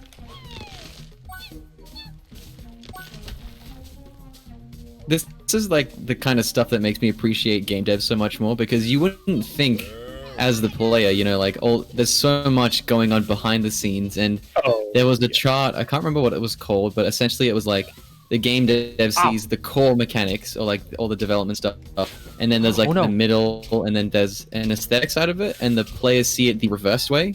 So the first thing that they see is the aesthetics and all that kind of stuff, and so those mechanics have to be balanced in some regard. The one thing that I saw a couple of years ago when Horizon Zero Dawn came out, and it made me realize how much people don't know what's going on with game design, is they released a video and it was like Aloy's field of view when she turns, and like it's like, wow, look at how far she can see. And it was like the term is frustum culling, I think is what that is. Off the top of my head, I don't know if I'm pronouncing it correctly, but like the whole game's discourse of people like that don't know what they're talking about were like, oh, you mean it doesn't render the entire game around you? Like, oh, it's like that's taking shortcuts. And I was like, I thought everybody understood that this is what happened. I thought like I was under no illusion that like the game rendered everything around you. I thought it was not just... all games do that though. It also depends on the wasteful. game. Yeah, I would thought be very wasteful. Yeah. And it turns out that the developers were like, they were showing off that this was happening, and I thought that was the demonstration of view distance, like render distance. And I was like, wow, they can render really far, that's awesome. But then everybody else was like, oh, what? Like, this is what's happening with my game? I'm being ripped off. And I'm like, are you serious? Wait, were they complaining about it? Or like, I remember people complaining about it, and I was like, bro, I don't think this is the case. I think this is all of them do this. Like, all the purists got offended. All right, Victor, how do I do this? You can do it. Do I? So, do it. Believe. Oh, do I move this thing? 2D. Hang on. Do it in 2D. You're still level 1. There you are. All right, so just drop down. All right, now wait until it's all right. So it's only fully extended. Now remember, Wile E. Coyote, right? So you can do that. Do that. So go ahead and then remember do the. Haha! Oh no! Now go back. No! Switch, Go back. Oh no! Switch. Oh no! I panicked. It's president. Okay. No, I get it. Now. I get it. Please. I get it. No, I don't. Good job. I get it. Monkey Nut also adds saying the Doom 3 thing. So they murder objects right outside of you, and in Doom 3 they also murdered objects if they were in shadow, which is why the game was so dark. Right. Well, it's like, because to me, when someone sent me that, they were like mad, and they're like, "What do you think of this, Mitch? What do you think of this?" And I'm like, "Oh, I guess Horizon Zero Dawn can really render really far, huh?"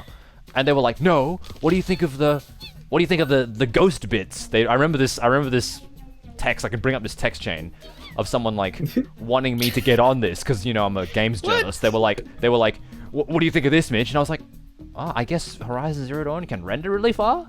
And they were like, no, like it's not rendering the whole game. And I'm like, wait, what? You know what that almost reminds me of? It's like someone finding out that their favorite sitcom is filmed on a set, and they're like, wait, so you telling me it wasn't on location? Are you telling me that CSI they don't solve real murders?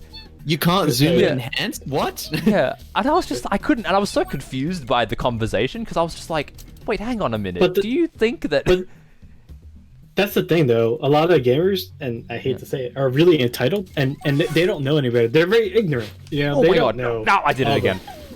All the intricacies of game development, all the helping, all the stuff that stuff like Coyote Time, and the stuff that we help them so that they can have fun and play, so they don't have to worry about how hard the game is. There's a lot of things that game developers do to help, and as far as shortcuts, they're not shortcuts. There's if let's say Zero Dawn, if they rendered the whole entire game world while it's not even in view, it would tank performance. You wouldn't even play on a PS4.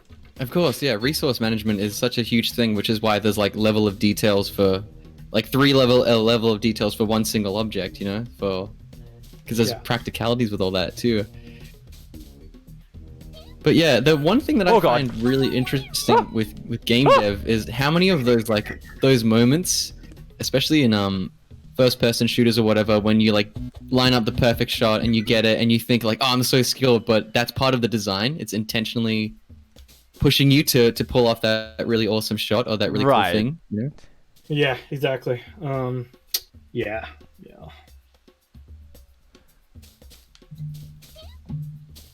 There's a lot of game dev tricks, like in Contagion via Outbreak, the level designer, there's a zombie behind a door moaning or whatever, and I'm sure a gamer thinks that there's a zombie in there, but no one would ever go into this room, behind this door. No one would ever open the door. Do you really think we put a zombie back there? That would there's no way. AI could, character movement? No. All it is just a sound effect playing behind the door. Of course, but, knocking on the door. So it's just pretend. There's so many little things like that developers do. Just I do want to mention this YouTube channel called you might have heard of it. It's called Boundary Break, and they go through they go through different games and show you like what's going on behind the scenes. And there are some games that do actually have that, like in the first BioShock. There's a room that you go into and there's like a car shadow and someone's talking to you and it's like a villain later on in the story, and they used the camera to break free and it actually was the character model standing there even though you don't see him at all. I guess it just depends on the actual production and what's going on and stuff. Because they also did that one for a Total Goose Game, and they showed the garage where that girl is like pounding on the garage door. Oh yeah, and they broke it, but it's only a sound effect and particle effect really there. She's not there. Yeah, so I mean, it's just interesting. I mean, it's smoke and mirrors. It's smart. It's smoke and mirrors, but I mean that's what movies do all the time too. So exactly. It's the same thing. It's production at the end of the day. There's like problems that have to be solved and not everything can be done. I'm sure if in a perfect world, if none of this was ever a concern about level of detail, performance, like every leaf would be rendered, like people would have so much passion for these projects. Like if we had like unlimited computing power to play out entertainment thing, like exactly. Yeah, that's what I'm trying to say. Oh, I saw that thread, Monkey. Yeah, that Jennifer did. That was an interesting thread. I learned a little bit there. I was like, oh, that's really cool. That's a really great idea. I didn't think about that. So, Victor, why do you think that sense of entitlement comes from? Why do you think the reaction is largely negative to people finding out this kind of stuff? It's... I just feel it's like 90% ignorance, 10% upbringing. I mean, really, I would love for them to try to make a freaking video game. Oh no! And then they can actually fully experience, how it feels like, what all the intricacies of it. It's not as simple as most people think it is. So it's just I just think it's also this generation, the social network generation, Gen Y, Z, whatever. I don't know what generation we're in now, but no. So you can try. I'm gonna get this. I think I saw a couple people also mention this was a little hard, so I think I already changed it a little bit for the next update. Oh, oops. Sorry, I keep quitting. Rage quit. It looks like I'm rage quitting, but I promise you I'm not. Harder than the desert level? Yeah, so the jungle level is a little harder because of some grassy land. Once you get through the jungle lands, it'll be a little bit easier. So I just need a... No worries.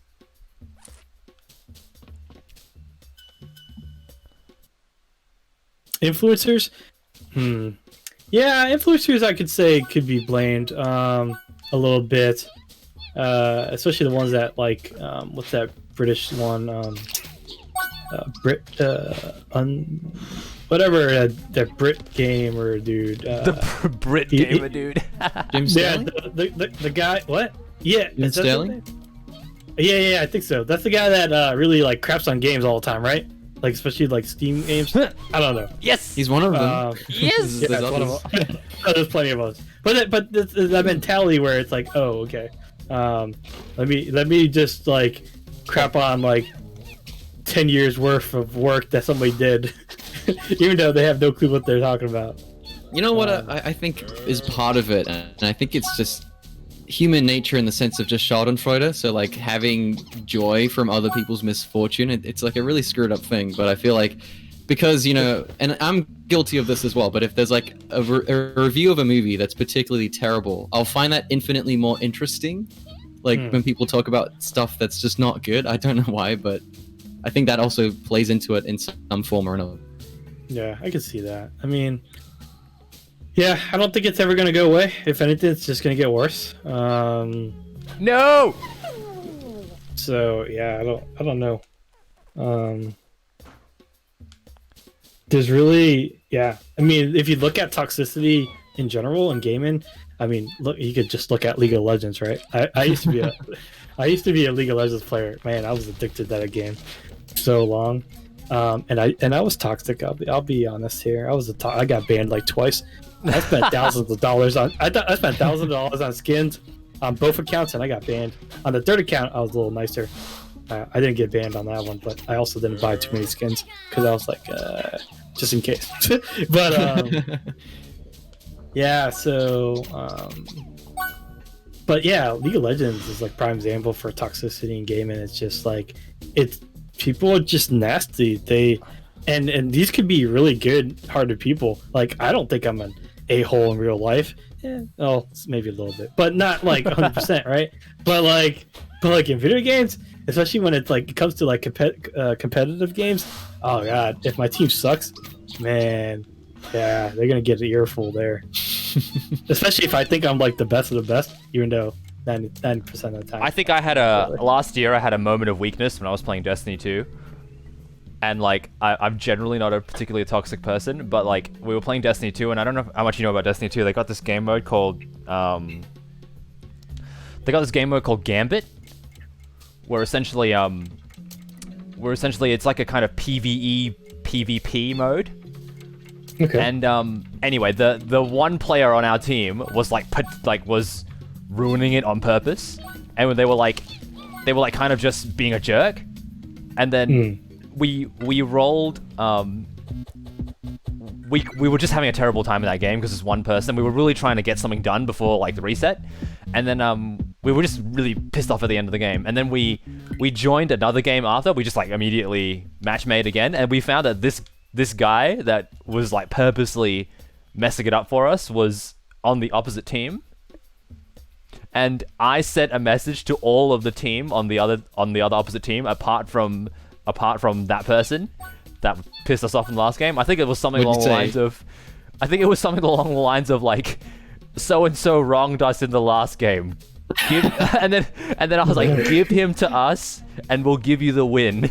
and then I think I have a copy of this message on my PSN. And then like and then I said, I think I finished it off with like, or we will walk over your cold corpses to claim him, or something like that. Wow. Oh, I was ranked 26 on that to game. turn it to be a little bit positive, Fee says you ranked 26th in the last level, so I think that's your best score so far. Cool. But there also aren't too many people that actually make it to this part, so. Oh, wait, so you're 26th of 26. It's still good though. I'm glad you're actually trying to beat the game. Absolutely. Most people rage quit by now, yeah. But I'm like, sorry, Mitch, you continue. Oh yeah, well that was my moment of weakness, and I have actually told this on a podcast before. I think I was on Party Loaded. I think I told the story, but yeah, not the first time I've told this story, so it's definitely out in the open that I've done this. I should post the message because it was like the other team replied. They were like, "So be it." So what actually happened? I was like, I kind of was talking to them, and we have very little time to do this, and like my friends all know that I have a keyboard plugged into my PS4. So they're like, Mitch, you have a keyboard. You need to tell them that we want this guy. And then, so essentially, part of this game mode is like you invade their map. So we sent just our best PvP player in, and then we're like, look, we know what he looks like. Everybody just stand at the back of the map. If you but if you're near him, you will feel the wrath of our ringer, essentially. And it was just like the worst message I've ever sent.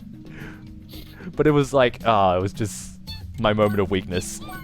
That's pretty hilarious, though. That makes for a fun story.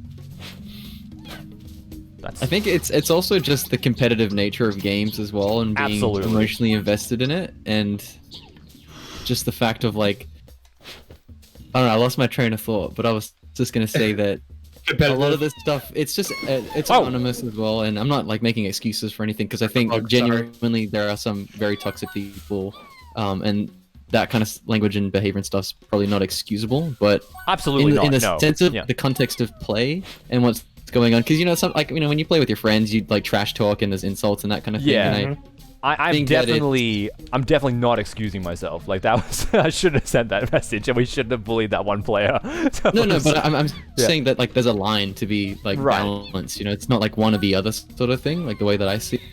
So there's definitely like healthy kind of competition and camaraderie and that kind of stuff and kind of roasting. But then when it becomes too personal or something else, then it's just not bananas for anyone's enjoyment. Hang on, I need to go back. Yeah, Monkey, I agree. Different sports have different toxicity though. Like fences, combat sports invite real vitriol, but joggers seem really chill. Yeah, I can agree with that.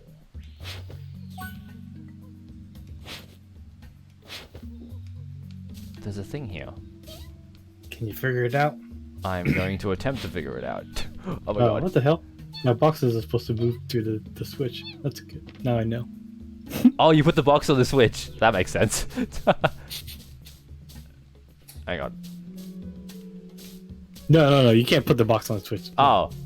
What's in the box? But I probably should. But... I mean, hang on. I got this. You're right. You're right. I was right? Okay. Yeah. That's just to throw people off. Yes! Oh no! Nice. Monkey! Die! Yeah, I need to give that monkey lower health. Okay. Oh no! What the? What's in the box? Just read that. Whoa. What do you guys think are some interesting or new gaming trends? I like the gaming trends. Real push by Sony, at least, to making like real great single player stuff. Like, I kind of like that it's coming back. Like, even though like a lot of other companies are like, no, we want to make a multiplayer everything. Like, I kind of like.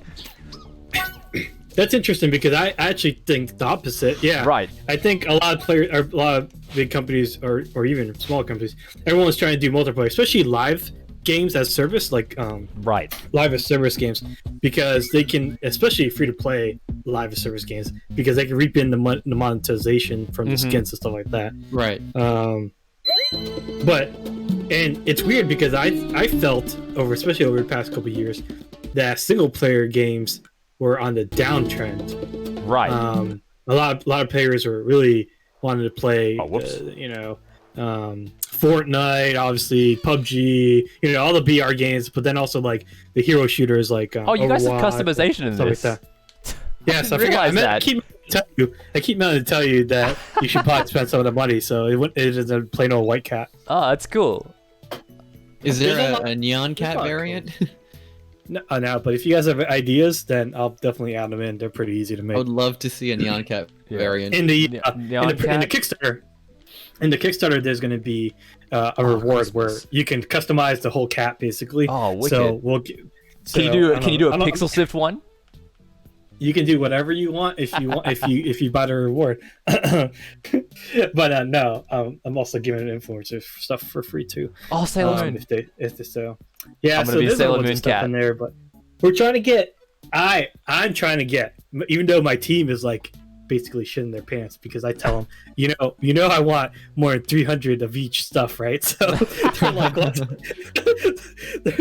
Everyone's like, what? Yeah, they're like, what? So, anyways, I'm gonna try to shoot for hundreds of customization options. Like right now, you have a pretty good amount. I can't remember what the total is. The swords That's are a awesome. thing. Yeah, It's there's gonna be amazing. a crap ton. There's gonna be like at least 50 hand stuff. There's gonna be 100 of each, basically 100 of each customizable part. So I'm shooting for 500. My art team isn't really happy, but whatever, it is what it is. So I think it's good. It's a selling point though. Like people like to customize stuff, and I think it's like people like to do it. Oh no, some of these aren't popping because of the black. Yeah. Because of the black fur. I might Oh, this one's pretty end cool. up doing some like, and these are easy things like I can do. Like I can reverse the colors so that if you have like a black cat and you had a black emoji, now it's white. Oh, yeah. So, I just doubled my customization right there. So yeah, it's like whatever. It's like the murderous, most intense Oh no, I don't looking have enough. Cheshire. I don't have enough money. That's okay. You're missing. What am I I missing? think- Oh, I'm missing the coins. The actual The super coins. The super, The super coins. coins are expensive. Yeah, the super coins are really expensive. They're very, All right, hang on, very rare. I just realized. This is something else I need to balance. I have not balanced out the Okay, I can have the wardrobe glasses, currency. Aw. and I'm gonna definitely get a sword. Also, So Monkey Nut that's says super on the coin. earlier point about changing away from toxicity, I think Pixel Sift is the right new way for games media. Oh, saying look that. at you! Thank Monkey you. Nut. Although I did send a toxic message in Destiny. We've all done that in Destiny. It brings out the worst in Destiny. all of us. All right, let's see what else can I get. Oh, I can do the Sailor Moon one. Cool. All right. Oh no! What'd you do? Oh no! I No. ruined all my work. All that work for nothing. Okay. Oh, did you purchase Purchase it? and then equip? Is there equip? Yeah, go ahead and it's this might be a weird bug. I think yeah, it Now might you're showing be it's a weird bug. because I can definitely But- afford that. Oh. It's weird. Exit out Oh of the no! It requires 50 of the coins as well. In addition. game. Exit out of the game. There's something really wrong. Okay. Just Oh, okay. Exit. Not out of the game, but go to the main menu. Yep. And Da, da, da, da, da. the main menu. Main menu. Oh, the main menu? Might be. Hang on. Yeah. There we are. X. Now go ahead and jump in there. Hopefully it resets the wardrobe. It should. Go back to the home. I hope. Yep. Alright, cool. Oh, You okay, can call cool. whatever Yep. you want now. Whoops. Sorry, my navigation is bad. Okay. No, that's a weird bug, but I'll have to rewatch and see how you did that. All right. Cat Yeah, face. this is useful test footage. It is. Yeah. It's breaking the game. All right. Okay, Now so we got your the glasses. Face. We will do. What was the one I used earlier? The crying one. It The seems crying fitting. one? No, it was No, like I'm a. kidding. Oh, this one's good. Can I afford this one? I can. Baked. All right. Now hands. I wanted the meat cleaver. Oh no, I can't afford that. How about? Oh, the hook hand. And body. All right. And he needs the cape. Pixel Sift excels at breaking games. Pixel Sift bug testers. It's their official title. that hook goes 100 coins, so Oh, really? That's okay. you can go collect more coins and come back. More incentive. Can you run missions over and over again? Just collect coins? Is Yeah, that's Awesome. that's the point. That's why I made the level so short too. right. To get you. Jungle Lands. That's where we were. I've earned Monkey zero Nut's pause. asking, what's the Netflix show that you like, Mitch? What's the Netflix show that I like? I keep saying it. It's What is it? it's glitch text. Go watch it. It's a Oh yeah, that's right. You showed me the art style. video game cartoon. It's dope. Glitch text. About bug testing. It's literally like the reason why it's cool is it's like Ghostbusters. It's like Ghostbusters and like. What am I comparison again? Ghostbusters, Men in Black, and like some sort of show about EB Games employees. Oh, hey guys. Yeah. There we are. Did I complete this level? Can't remember. Oh, well. I think you got really close to. Oh no. To the end. Okay. Nice. Okay. Fight. Fight. Fight. Fight. Man, these monkeys have a lot of health. Yeah, I need to balance that health out a Oh little bit. no! It's the squid thing in. Oh wait, you need to come back here. Copy that. Oh, that meme.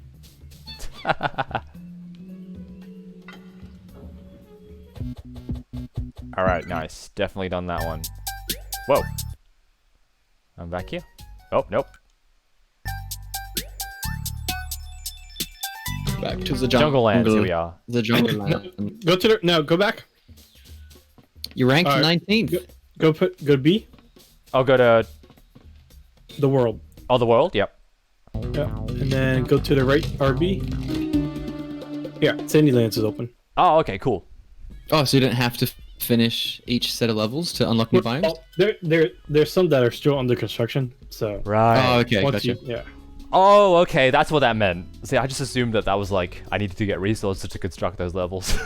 I forgot we're in an early access game. All right, let's do this. No, no. Oh, here we go. Oh no. Quicksand. Okay. I love that like heat shimmering effect going on. That's Okay. cool. Yeah, our lead artist is a tech artist by trade, and he's really good at No! stuff like this. Yeah, I have a lot of respect for tech artists for sure. What is the difference between a tech artist and a traditional artist, for lack of a better So it's term? like, Oh no! from my end, No cat. like you got traditional artists who would do like concept art and illustration and more of like the 2D art direction side, but the tech artists would go in and do things like shaders, like in the Right. actual Yep. game, and write different codes, and like they can just do Art both effects essentially. and stuff like that. Yeah, you can think of them as like the middle ground between an artist and a programmer, basically. Yeah, exactly. Particle effects and systems and all that kind of cool Yes. stuff. I got the thing. The artist, Oh no! his name is No! I wasn't paying attention. Alexi Mack. Is that the Alexi. tech artist? He's our lead. Yeah. Awesome. No. Actually, I fixed all these random bugs, and I was trying to update the build before you started playing, but Oh, I think I did It's, that cheating thing you talked about. it's okay. Yeah, you did. It's okay. That's it. Yeah, does the art lead have like a Instagram or social media that people can go and check out? He actually no. That's strange. Now that I think about it, no, he doesn't have like a what's one of those fancy things the artists have now? The art station. Art station. Oh yeah, yeah. Yeah, I don't think he has one because I think I've asked him before. Yeah, that's a bug.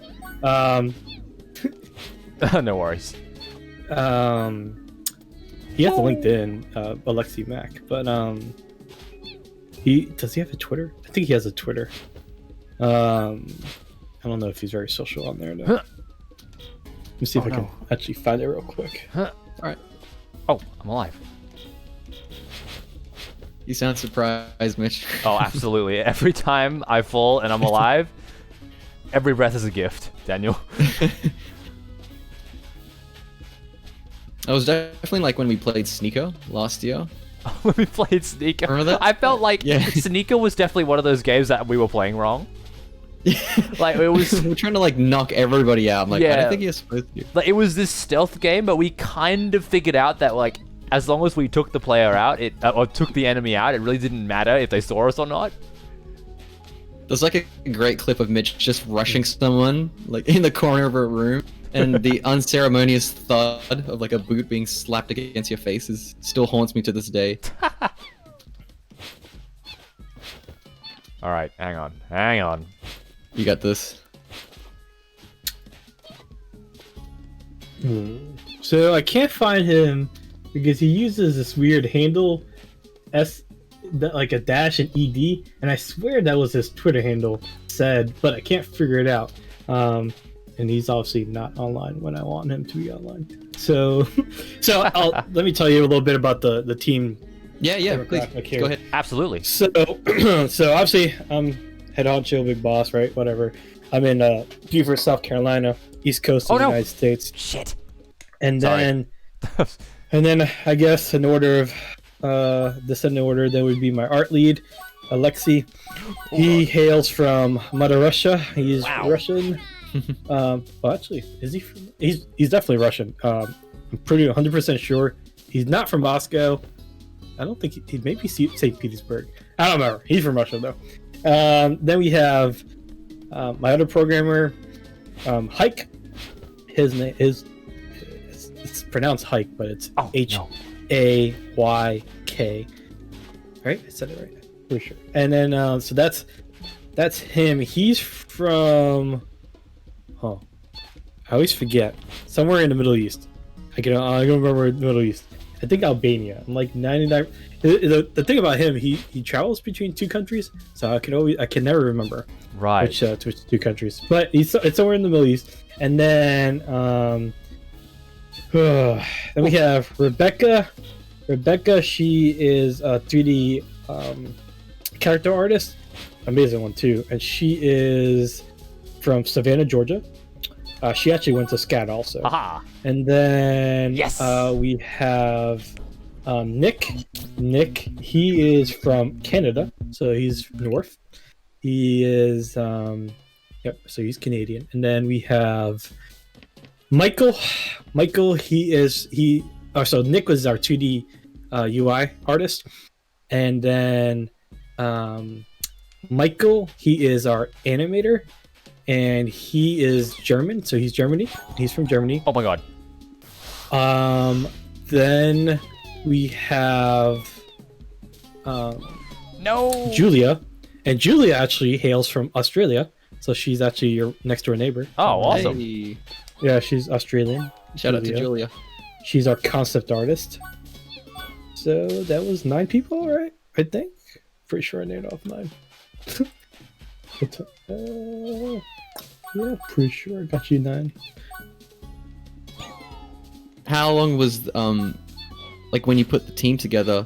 Was it roughly all at the same time that everybody started working, or did it like slowly? No. Oh shoot! I forgot our sound dev and music composer, and that's Alec. So no, oh my goodness. So let me tell you a story here. Alec, he came in as a music composer, right? And was he our second? He might have been our second composer, but I'm pretty sure he was technically our second composer. Our first one was a Game Jam dude, and he basically didn't. He was asking for way too much money. Like he thought that I had AAA budget or something. Anyway, so long story short, I couldn't afford him. So then Alec came eventually a couple months later. Sound developers though, we've been through 5 sound developers.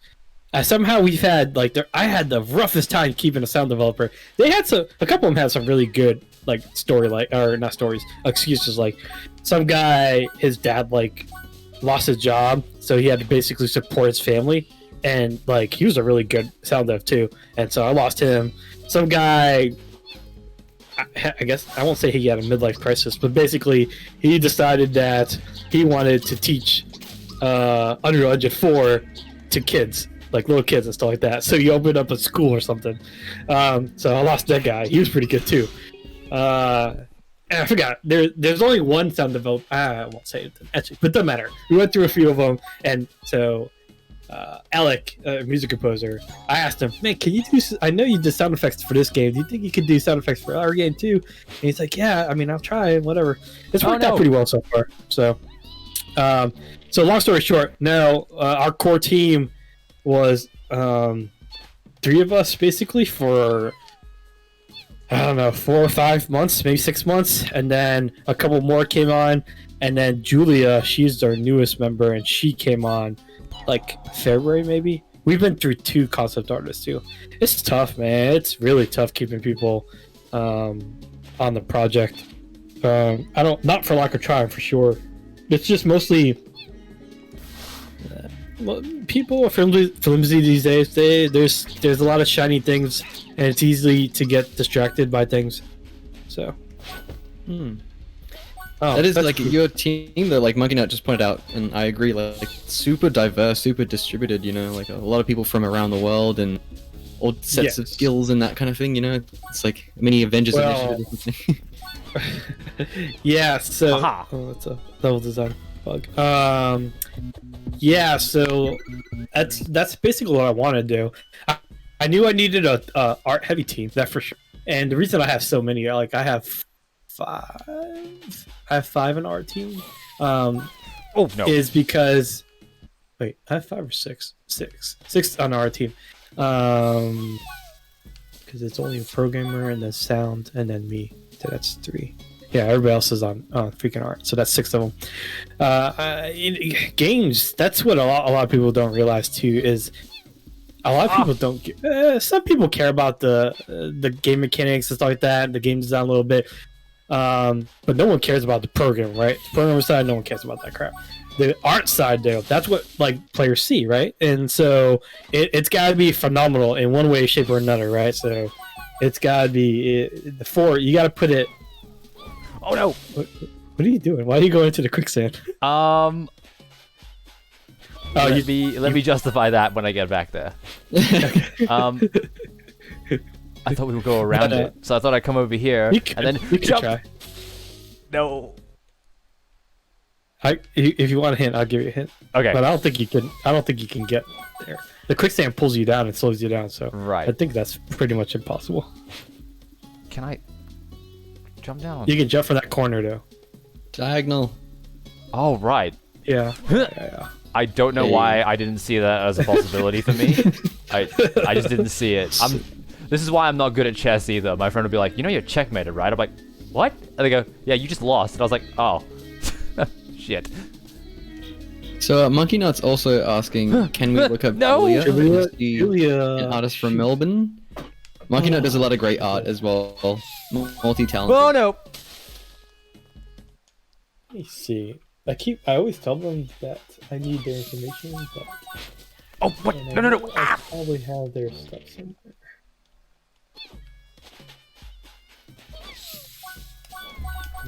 No!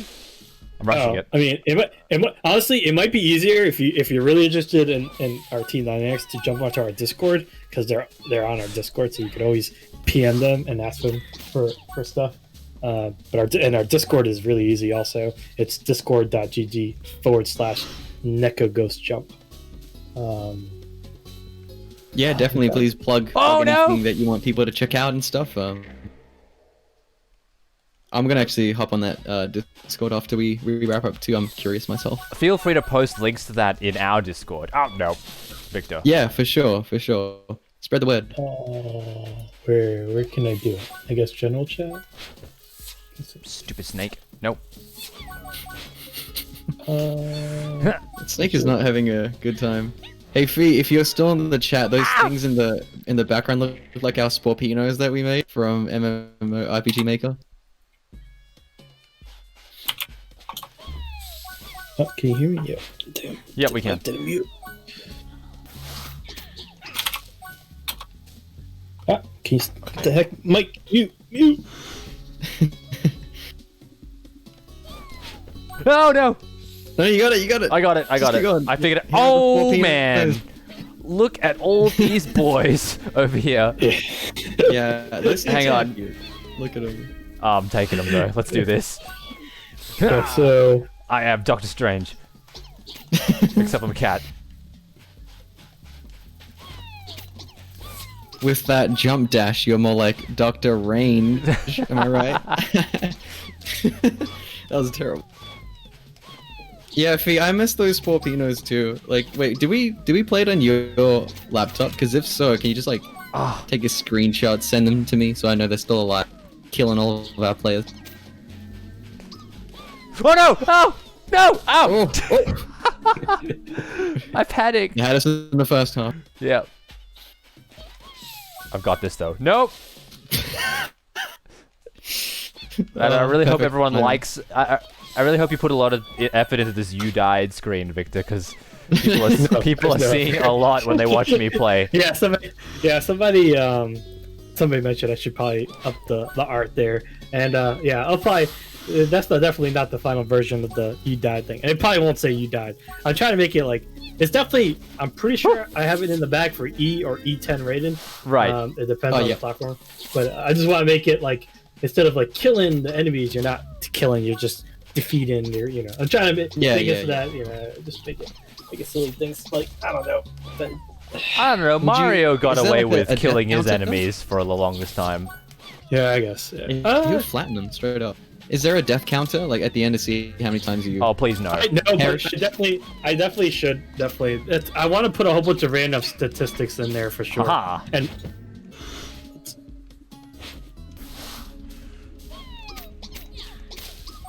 Yes. There goes that pirate. Pirate. I love that thing in the background. It looks like a Jawa with the stick. Oh yeah, I've And the noticed hood. that. Yeah. All right. yeah, Nick does fantastic job for the 2D backdrops and stuff like that. For sure. Yeah. He does little hidden things in there.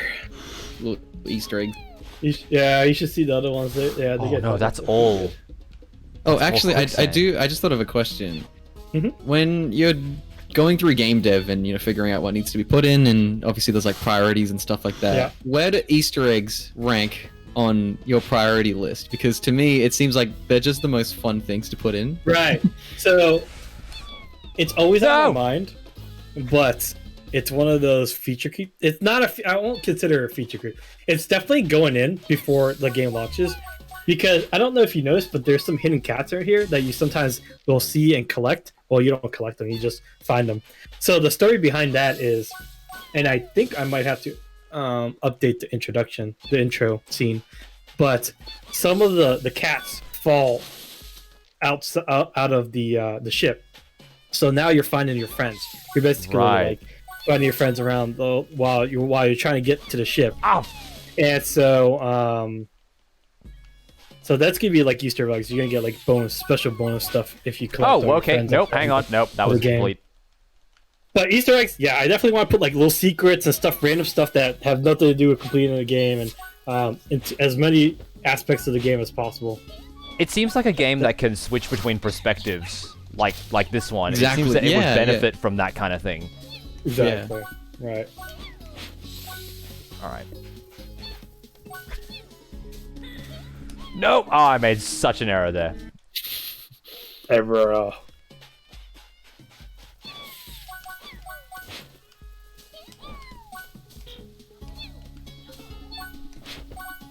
Ah, I'm getting better at that.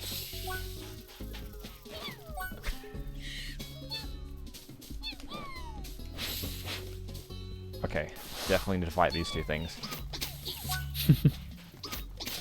Yeah, so I've been working on for level design.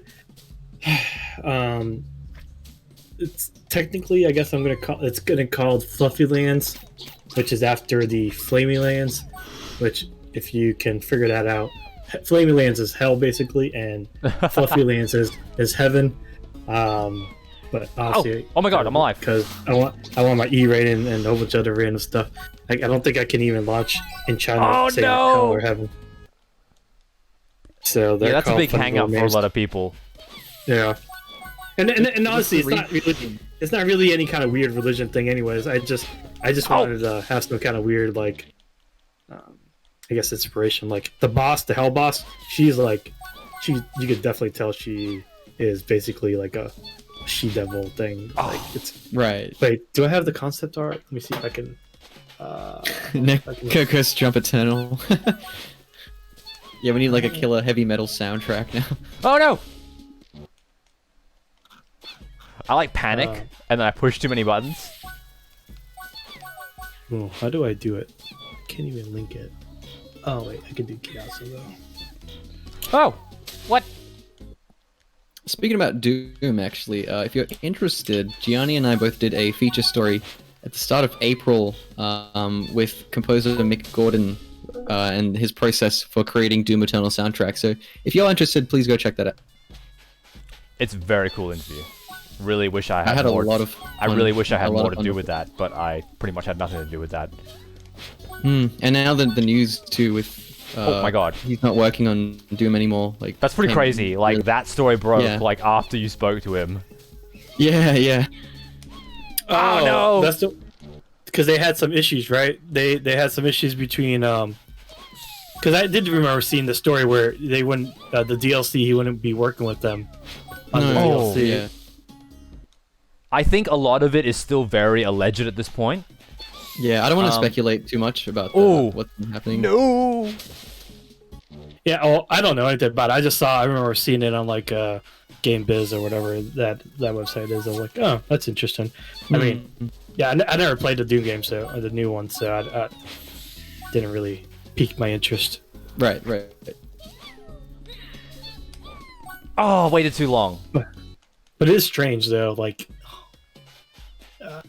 yeah, that's a pretty tough situation because usually, sound does depend on his contract, but for a AAA studio like ID, they he probably gets royalties, but since it's a DLC, he probably won't get DLC royalties for DLC buys. I don't know. It's an interesting situation. All right, I think I will complete this level, and then we will wrap it up. End on a high. You got. End on a high. I believe in you. You're not gonna go to Iceland? Oh, We might have to leave that one for next time. Next time. All right, nice. Okay. we're at the to be continued screen At from the- oh my Jojo. god, I don't want at the end. To be continued. Monkey. Oh no! That's correct, Monkey. no. I give priority to the closest block to the 2D camera. Yep. It's definitely it's not easy. Oh no! I definitely had to think of a random all these weird little issues. Oh.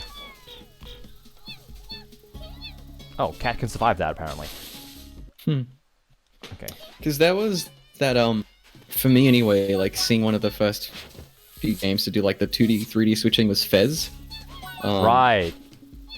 Like a pretty old game now.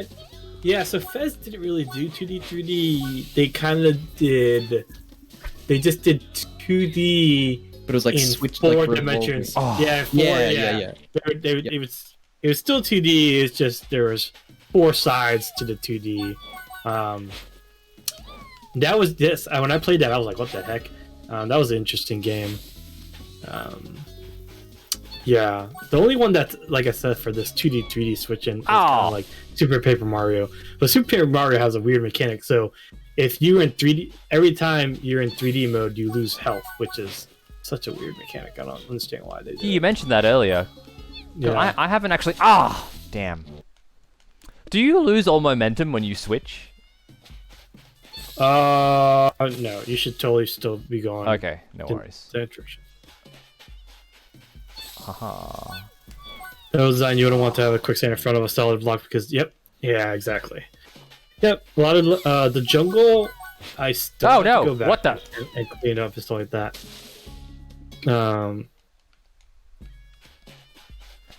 That's actually my task for this week is to clean up jungle 3 and 4. And then I need to finish up Fluffy Lands and then work on Spacey Lands. So it's in space here on the moon. Ooh. How come I can't make this And jump anymore? I was doing gonna it have- so easily earlier. Yeah, you're gonna have a whole bunch. Don't forget, do it in 2D, man. It's a lot Oh, easier yeah, I in 2D. keep- Those jumps. I mean, I can make the jumps in 2D, but yeah. So Spacey Lands. So Spacey Lands, we're gonna mess around with gravity there. It's gonna be crazy. I'm gonna have like a crap ton of gravity puzzles. Hopefully it's gonna be fun. And then the final level, maybe / biome, will be the pirate ship. And so you're finally make it up to the pirate ship. And Nice. So To you the got final space boss, like that. before pirate ship. Right. Yeah. Damn. The pirate ship is in space. The pirate ship is in space. Yeah. By the time you get to space, it's in space. Oh, no. So you have to follow him.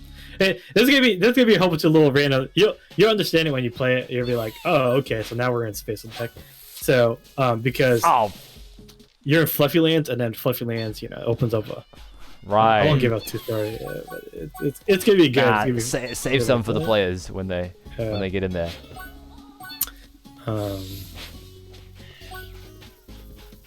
Mitch is 2D, slowly 2D. unlearning the game. 2D. Yep, 2D. Yep, I got it.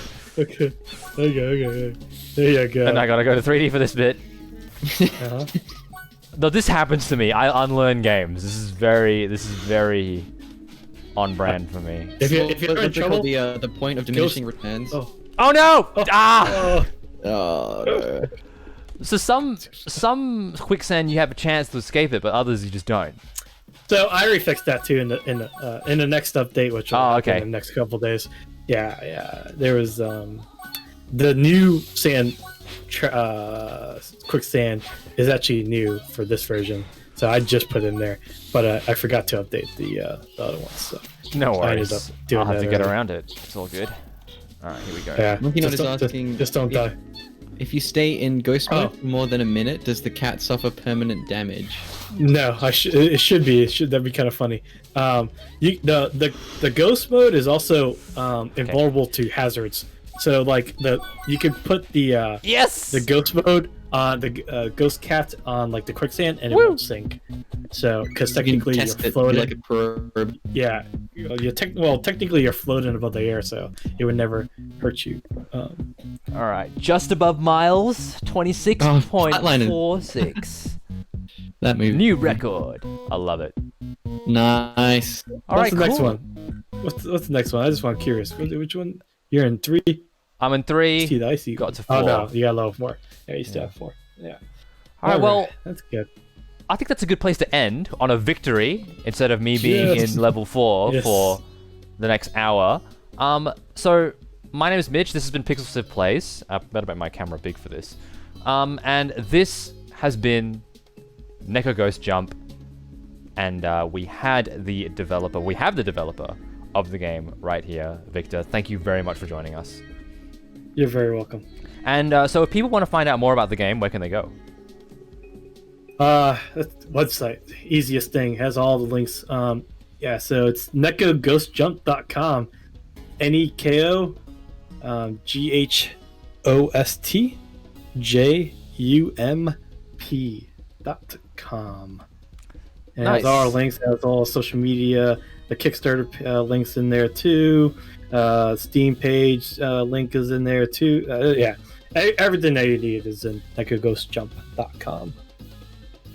Awesome. And so my name is Mitch, and thank you very much for joining me, Daniel, on this episode of Pixel Sift Plays.